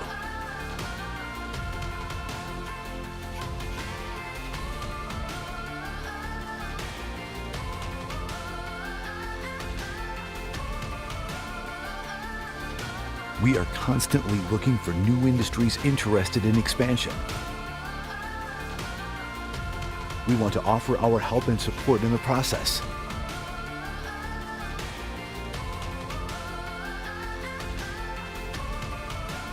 No matter the name, El Paso is proud, strong, progressive, We are El Paso.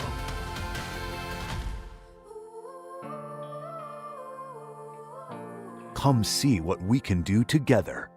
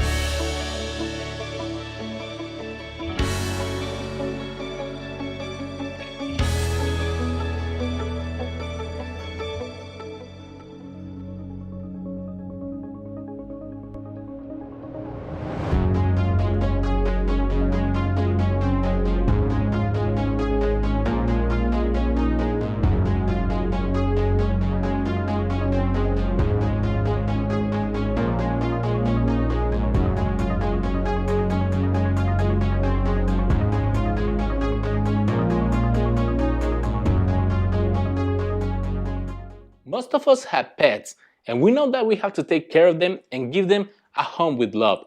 But when our resources are not enough, we need to find out a better life for them.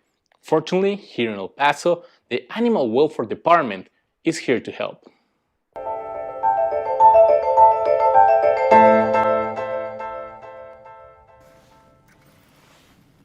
Every morning, the officers of the El Paso County Animal Welfare Department get into their trucks and set off for different parts of the county to help citizens with their pets. My main job is to protect, capture, and care for animals, educate the community. We do everything from our trucks. We do foster transportations. We do adoptions. We do microchipping. El Paso County is one of the largest counties in the state of Texas, and its Animal Welfare Department has only 8 officers to cover all the land outside the city. The county is very big in terrain. It's bigger than the city, actually, but the houses are kind of sporadic. It's a lot of terrain to cover. Today's mission is to collect some puppies and a little pig on the outskirts of the county. Es un bebito, ¿verdad? Tiene un mes, 2 semanas. From a man who no longer has enough resources to support them. In 2020, the Animal Welfare Department rescued a total of 1,769 animals, of which 231 were returned to their owners and 418 were adopted. After giving the men information about the spayed and neutered services, Heriberto takes the puppies and the little pig to a shelter on the other side of the county, where they will find a family for them. The name of the rescue here is Almost Home, and it's a big foster affiliate of ours. They help us a lot with our transition, so these dogs don't set foot at the shelter, at the animal services. After leaving the animals in good hands, Heriberto drives away to a new mission.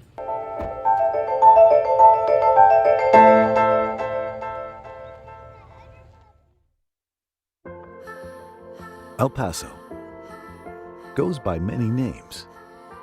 Sun City, 915. We are known for history, culture, food, and art.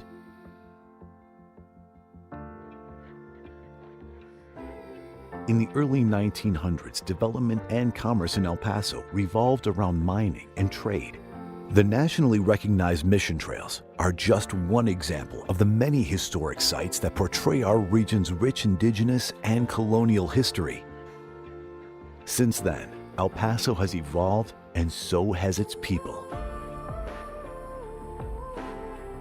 We take great pride in nourishing a skilled and capable workforce, with 72% of our population being bilingual. We stay competitive among other large U.S. cities. The region's border location boasts a major trade port. It allows competitive local manufacturers to produce at maximum capacity. Fleet systems are capable of worldwide distribution of parts and products. Our state-of-the-art higher education systems are nationally recognized. The Texas Tech University Health Sciences Center El Paso, the nation's first comprehensive health sciences institution on the U.S.-Mexico border, provides students the opportunities to become doctors, nurses, and researchers. The University of Texas at El Paso offers 74 bachelor's, 74 master's, and 22 doctoral programs. Local government agencies and other economic development organizations help industries become established and expand in our community. The County of El Paso is great for business, but we also keep true to our southern hospitality with plenty of outdoor recreation options. It's easy to keep active in El Paso.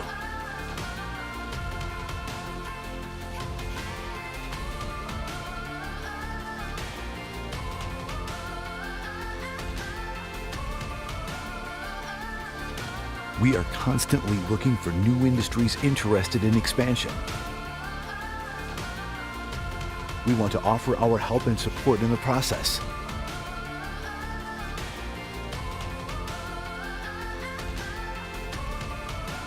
No matter the name, El Paso is proud, strong, progressive, We are El Paso.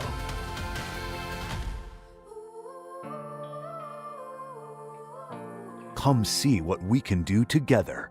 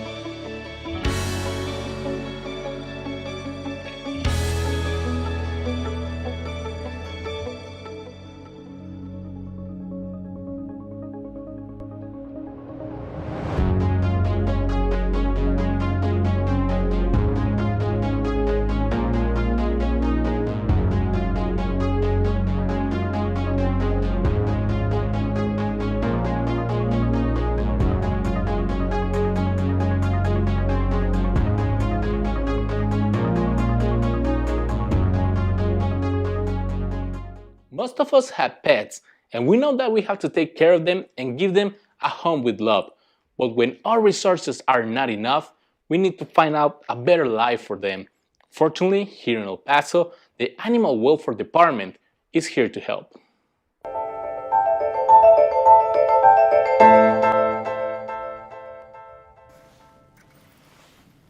Every morning, the officers of the El Paso County Animal Welfare Department get into their trucks and set off for different parts of the county to help citizens with their pets. My main job is to protect, capture, and care for animals, educate the community.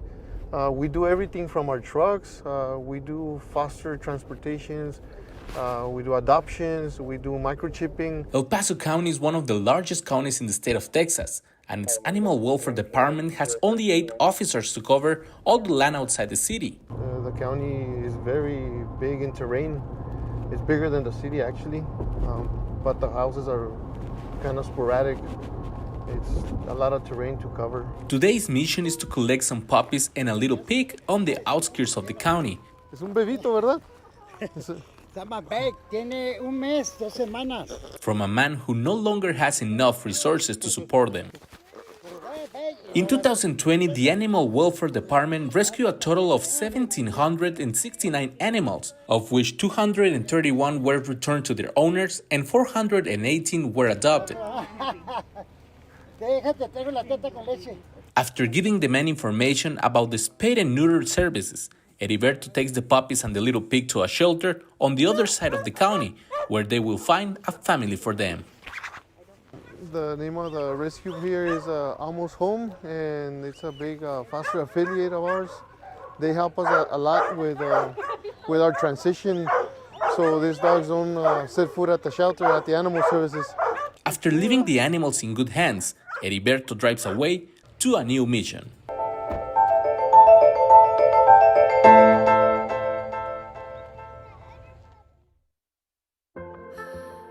El Paso goes by many names. Sun City, 915. We are known for history,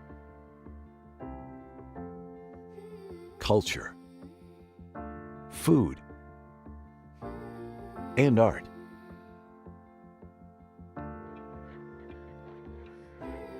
In the early 1900s, development and commerce in El Paso revolved around mining and trade. The nationally recognized mission trails are just one example of the many historic sites that portray our region's rich indigenous and colonial history. Since then, El Paso has evolved, and so has its people. We take great pride in nourishing a skilled and capable workforce, with 72% of our population being bilingual. We stay competitive among other large U.S. cities. The region's border location boasts a major trade port. It allows competitive local manufacturers to produce at maximum capacity. Fleet systems are capable of worldwide distribution of parts and products. Our state-of-the-art higher education systems are nationally recognized. The Texas Tech University Health Sciences Center El Paso, the nation's first comprehensive health sciences institution on the U.S.-Mexico border, provides students the opportunities to become doctors, nurses, and researchers. The University of Texas at El Paso offers 74 bachelor's, 74 master's, and 22 doctoral programs. Local government agencies and other economic development organizations help industries become established and expand in our community. The County of El Paso is great for business,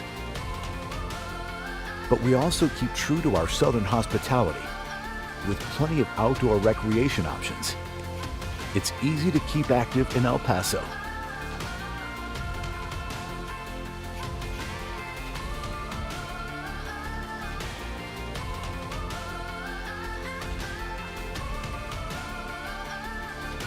We are constantly looking for new industries interested in expansion. We want to offer our help and support in the process.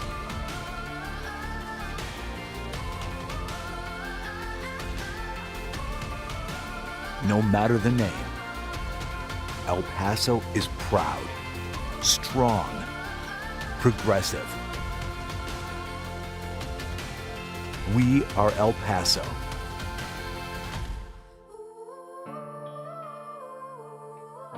Come see what we can do together.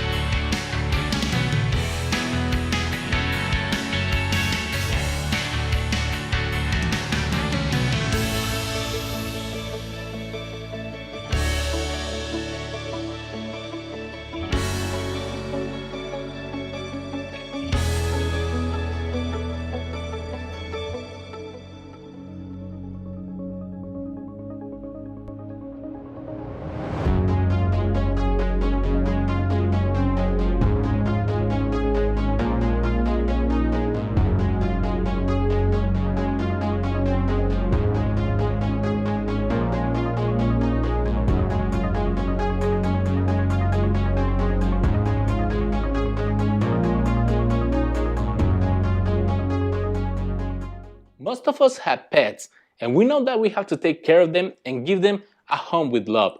But when our resources are not enough, we need to find out a better life for them. Fortunately, here in El Paso, the Animal Welfare Department is here to help.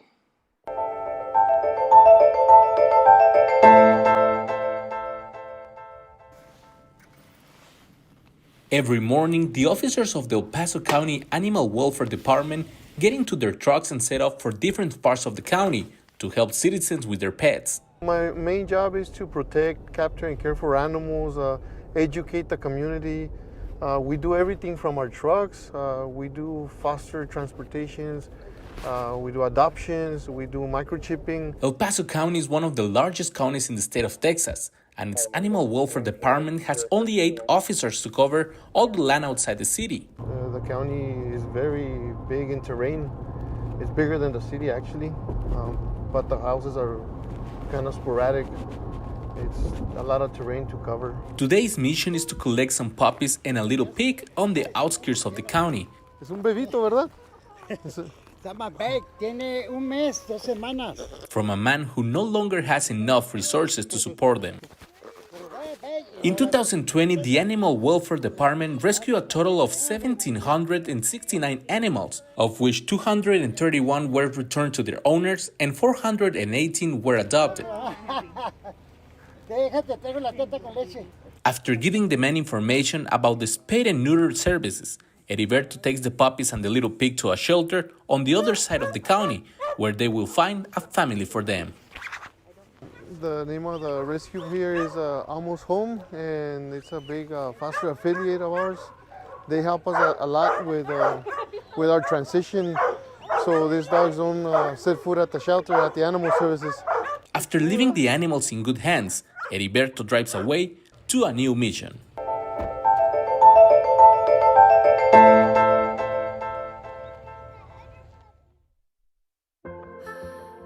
El Paso goes by many names.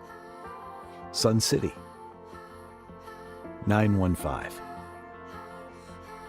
We are known for history,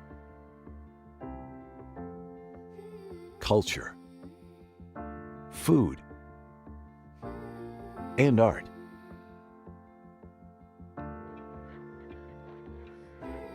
In the early 1900s, development and commerce in El Paso revolved around mining and trade. The nationally recognized mission trails are just one example of the many historic sites that portray our region's rich indigenous and colonial history. Since then, El Paso has evolved, and so has its people. We take great pride in nourishing a skilled and capable workforce, with 72% of our population being bilingual. We stay competitive among other large U.S. cities. The region's border location boasts a major trade port. It allows competitive local manufacturers to produce at maximum capacity. Fleet systems are capable of worldwide distribution of parts and products. Our state-of-the-art higher education systems are nationally recognized. The Texas Tech University Health Sciences Center El Paso, the nation's first comprehensive health sciences institution on the U.S.-Mexico border, provides students the opportunities to become doctors, nurses, and researchers. The University of Texas at El Paso offers 74 bachelor's, 74 master's, and 22 doctoral programs.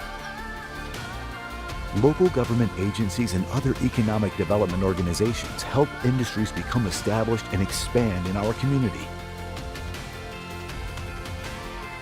The County of El Paso is great for business, but we also keep true to our southern hospitality with plenty of outdoor recreation options. It's easy to keep active in El Paso.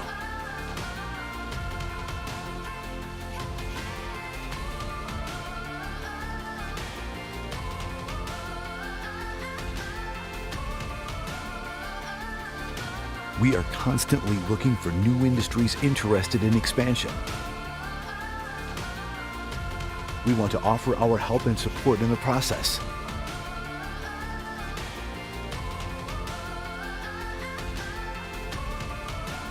No matter the name, El Paso is proud, strong, progressive, We are El Paso.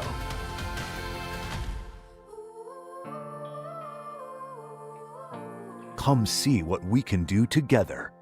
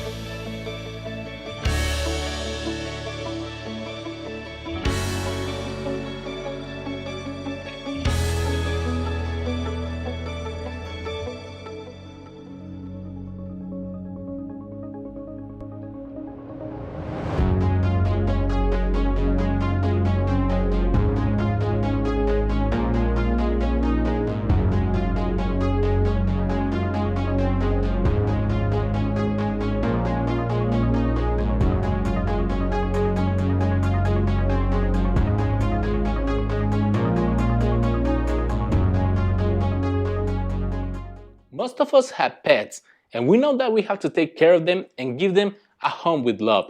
But when our resources are not enough, we need to find out a better life for them. Fortunately, here in El Paso, the Animal Welfare Department is here to help.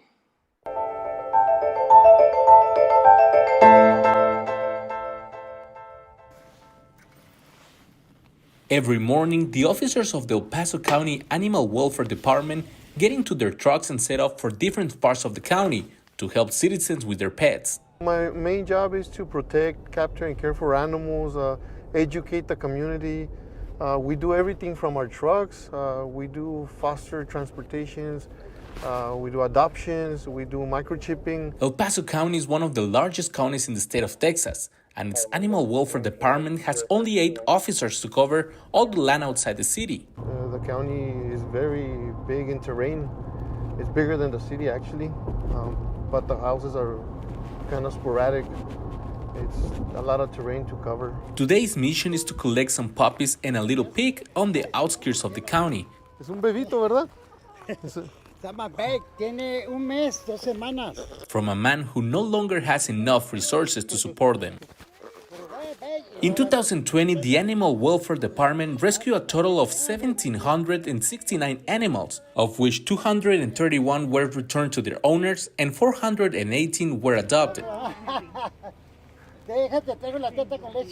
After giving the men information about the spay and neuter services, Heriberto takes the puppies and the little pig to a shelter on the other side of the county, where they will find a family for them. The name of the rescue here is Almost Home, and it's a big foster affiliate of ours. They help.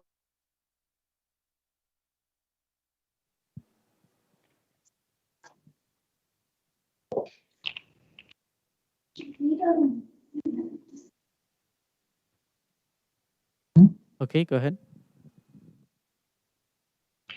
Commissioners Court has reconvened into regular open session.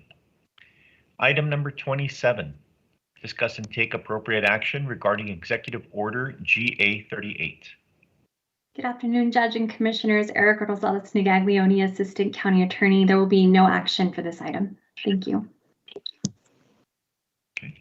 Item number 27, no action. Item number 28, postponed August 16th, 2021. Discuss and take appropriate action regarding pending litigation styled Monica Y. Provencio versus County of El Paso, Texas, cause number 2017 DCV 1719, County Attorney's case number 014317LD. Good afternoon, County Judge, Commissioners. Christina Sanchez, Assistant County Attorney. I'm not seeing Mr. Duarte on, but I'll go ahead and read a proposed motion, which would be to approve and authorize the county judge to sign the release agreement per the settlement terms as discussed in executive session. That would be your motion. Yeah, so moved. Second. Commissioner Holguin, Aye. Commissioner Leon, Aye. Commissioner Stout, Aye. Commissioner Robinson,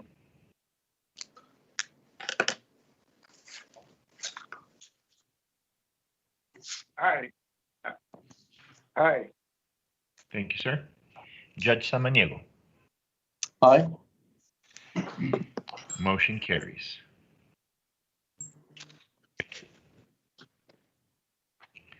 Item number 29, discuss and take appropriate action on the potential claim regarding William Dinson Jr., County Attorney's file number 014421PC. We'd like a motion from the court to delete this item and the corresponding executive session item 26D, which reads discuss potential claim regarding William Dinson Jr., County Attorney number 014421PC, pursuant to Texas Government Code Section 551.071. Move to delete. Second.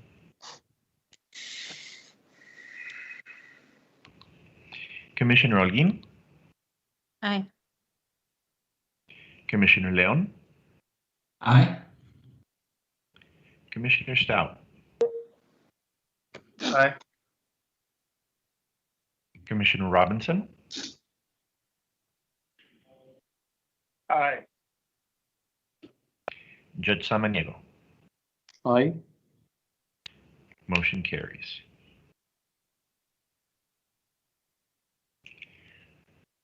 Item number 30, discuss and take appropriate action regarding a personnel matter for the Justice of the Peace Precinct 5. This is Eddie Sosa with the County Attorney's Office. We recommend no action on this item. Item number 30, no action. Item number 31, pursuant to the Texas Local Government Code Section 152.013B, discuss and take action on the proposed annual salaries, expenses, or allowances for elected county and precinct officers for the fiscal year beginning October 1st, 2021. Any proposed salary or allowance increases will be published in a local newspaper of general circulation. These salaries and any proposed increases would take effect on October 1st, 2021, and upon the adoption of the county budget.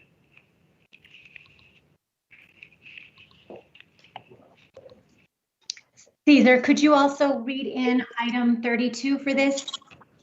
Absolutely. Thank you. Item number 32, discuss and take appropriate action on the fiscal year 2021-2022 budget for El Paso County regarding employee wage adjustments. Thank you. Thank you. Good afternoon, Judge, Commissioners. Melissa Carrillo with County Administration. I have just a few slides that I'd like to go over with you as we work to wrap up the FY22 budget. We just have 2 slides, one to revisit and then one regarding pending action on our elected official salaries. So next slide, please. So during budget hearings, Commissioners, Judge, we discussed employee wage adjustments, and the court, due to financial uncertainty, focused on the living wage option.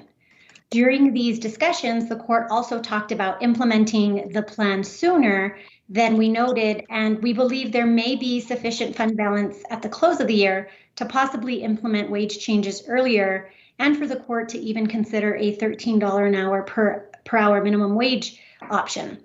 We have discussed with the county attorney, Joanne Bernal, who may want to comment on this slide, but at this time, we are recommending that funds merely be set aside as part of our reserves to be able to implement the $13 an option if the court chooses, based on funding availability, which we will bring back in December for your consideration. Joanne, did you want to chime in on this one? Yes, if I may, Judge and Commissioners, good afternoon. Joanne Bernal, County Attorney.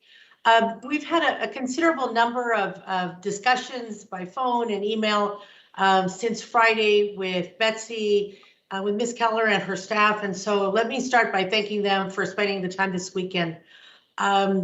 You know, we understand that you have really hard choices to make. And so I don't speak for almost 200 lawyers that are employed by the county, but I can speak for the lawyers for the county attorney's office. And after meeting with Betsy and Mr. Sosa, meeting with Melissa and Wally last week, we think the best and fairest option is what Ms. Carrillo is recommending now. The way I understand it after speaking to Ms. Keller is that the recommendation is that you all set aside this money so that the employees, including all of the lawyers in the county, would be able to receive their raises, hopefully starting in January. This would accomplish 2 things. One, it would bring up the wage to $13 an hour, which I know is part of the strategic plan to get our lowest paid employees up on the pay scale, and which we all support. But it would also have the ability for the lawyers to be compensated fairly in relation to all of the other employees. And so we are in agreement to defer until December essentially the salary increase decision in order to make sure that those people at both the bottom, middle, and top end are all fully compensated. And based on our conversations with Ms. Keller, that's not a determination that can fully and finally be made until the fund balance is completely reconciled which I'm not an accountant, but what I understand will be available for the court's consideration in December. So thank you for considering this as an option.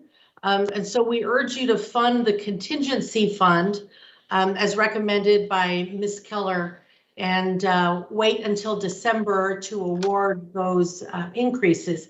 It would push up the date, so the employees wouldn't have to wait till July, which we think is a really good thing. It would also increase the ability to increase the lowest pay to $13, and I know that's a really good thing. If, based on our conversations with Ms. Keller, and she feels very optimistic that there will be sufficient funds in December.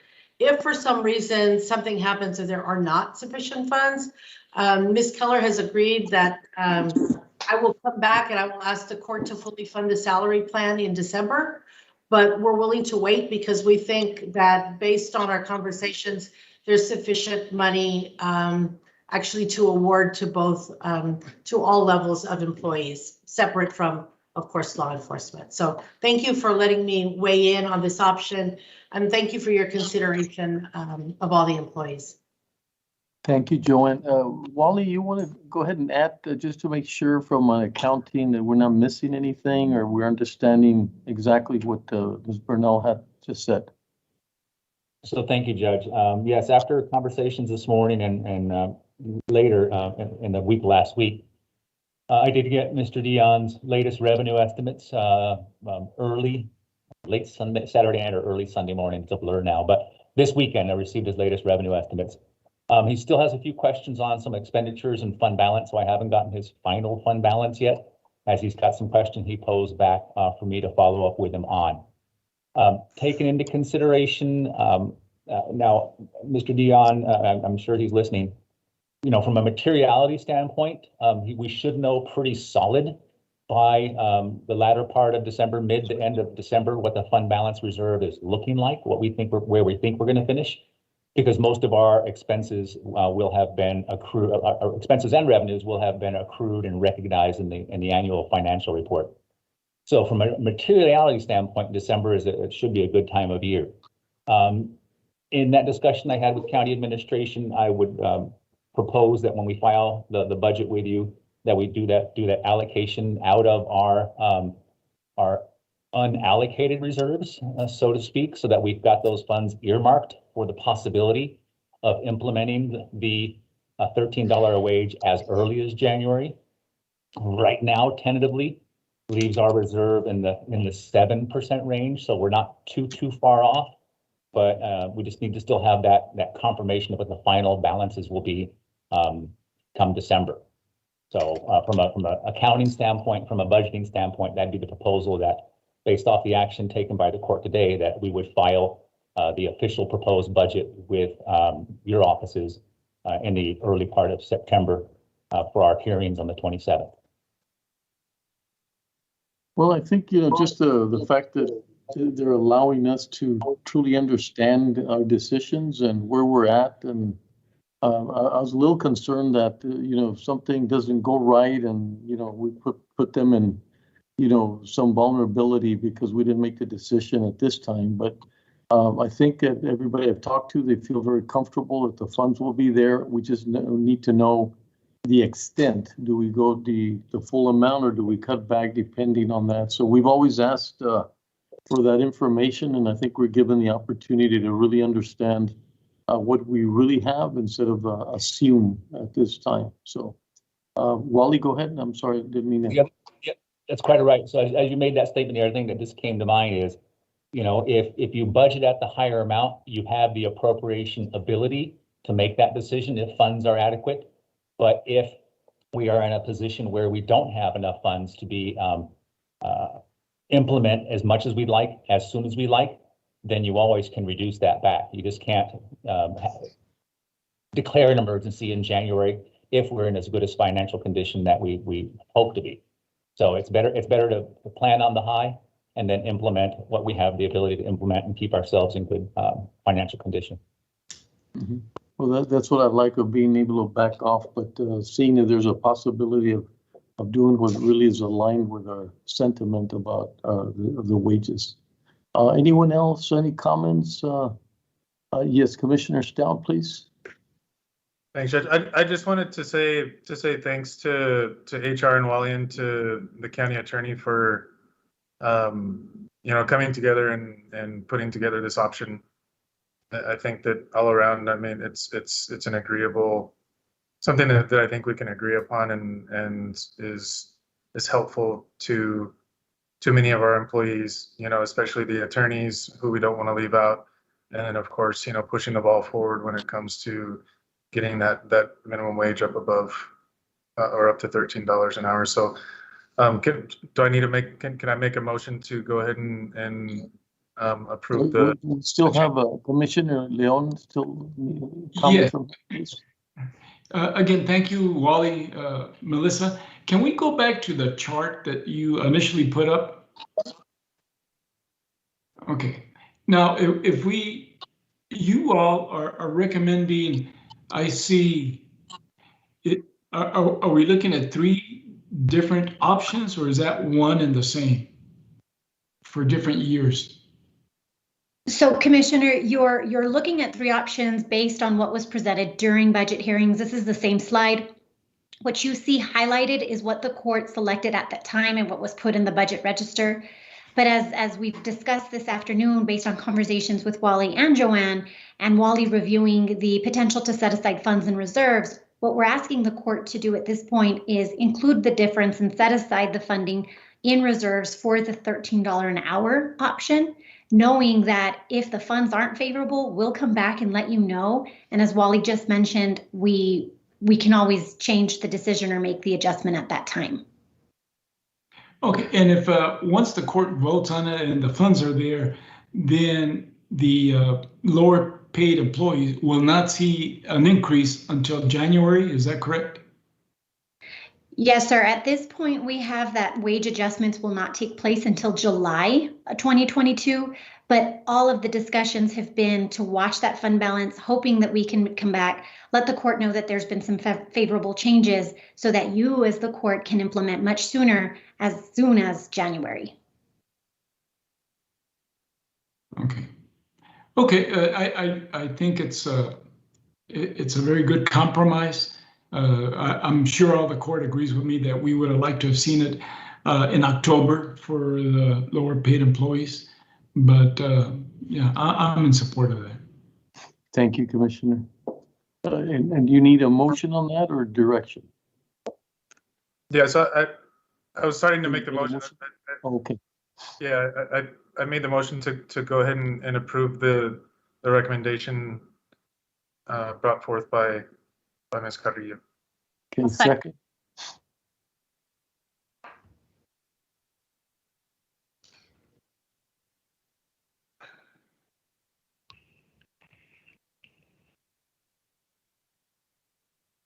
Is that regarding item number 30? That's 32. 32, the weight, yes. Okay. Commissioner Holguín? Aye. Commissioner Leon? Aye. Commissioner Stout? Aye.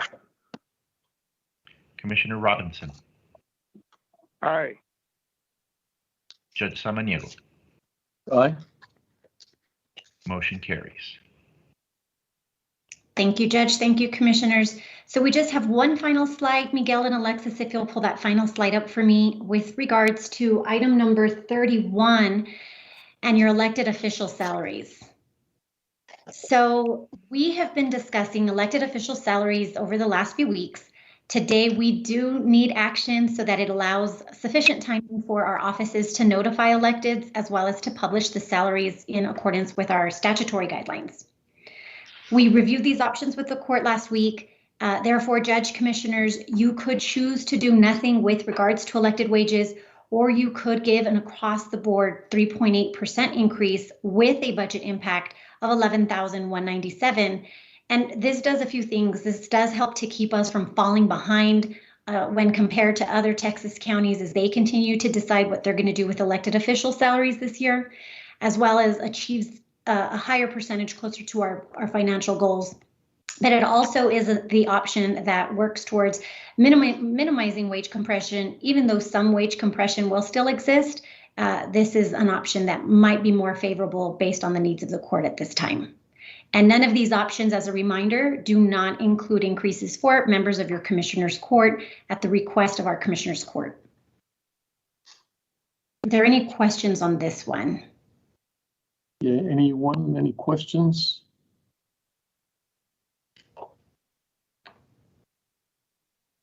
Judge, Yes, sir. Commissioner Robinson, go ahead. in respect to the wage compression, the three actually positions that we talked about previously in our previous discussion in regards to the county attorney, the sheriff, and the constable. We were going to have some more dialogue in that regard. So Commissioner, when looking at our options, when analyzing the many different options, this is the one that is most favorable to all electeds, including the two that were in question a week ago. The other options would exclude and continue to exclude those two officials.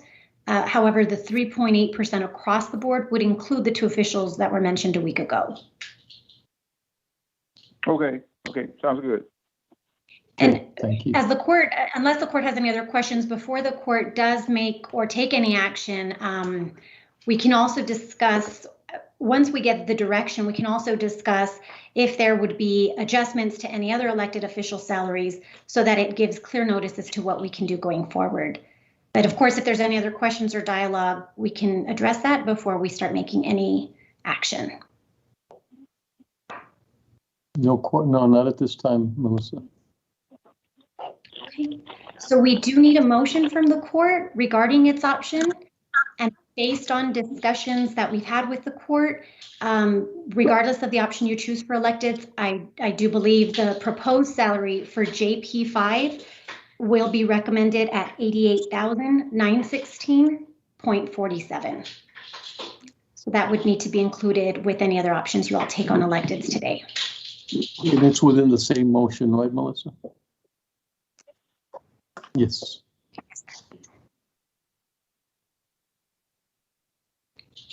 Judge, I'll go ahead and make the motion, but Melissa, could you frame it for me, please? Yes, sir. So the motion would be to approve elected official salaries for FY22 with an across-the-board increase in the amount of 3.8% for all eligible elected officials, with the exclusion of Justice of the Peace number 5, whose salary would be set at $88,916.47 for the FY22 year. Also, well, you mentioned that the Commissioner's Court will also not be subject to the increase, please? Yes, Commissioner. The motion should also include that members of Commissioner's Court, including the county commissioners and the county judge, will not increase in FY22, but rather will remain the same as their current salary. I make that motion.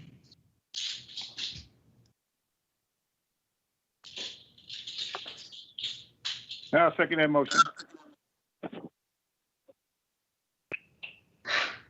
Commissioner Holguin. Aye. Commissioner Leon. Aye. Commissioner Stout. No. Commissioner Robinson. Aye. Judge Samaniego. Aye. Motion carries. Thank you, Judge. Thank you, Commissioners. That concludes the few items we had remaining for budget. So I appreciate your time. Thank you. No, thank you, Melissa. Thank you. Judge, that concludes all of our items for this afternoon. Okay, before I thank everybody, we are having county will be holding an in-person tax rate hearing at 5:30 today. Residents are highly encouraged to participate by calling into public comments, calling 888-835-7276 or 888-8 El Paso. If you have any questions or need additional assistance, please contact us at 915-546-2215. So we'll see everyone at 5:30. Pardon me? Oh, We'll see you in a while, Judge. Okay, we'll see you at 5:30, and I want to thank everybody to this point. So thank you very much. See everyone at 5:30. Thank you. See you in a little bit. Good night. This concludes today's meeting at 3:32 p.m.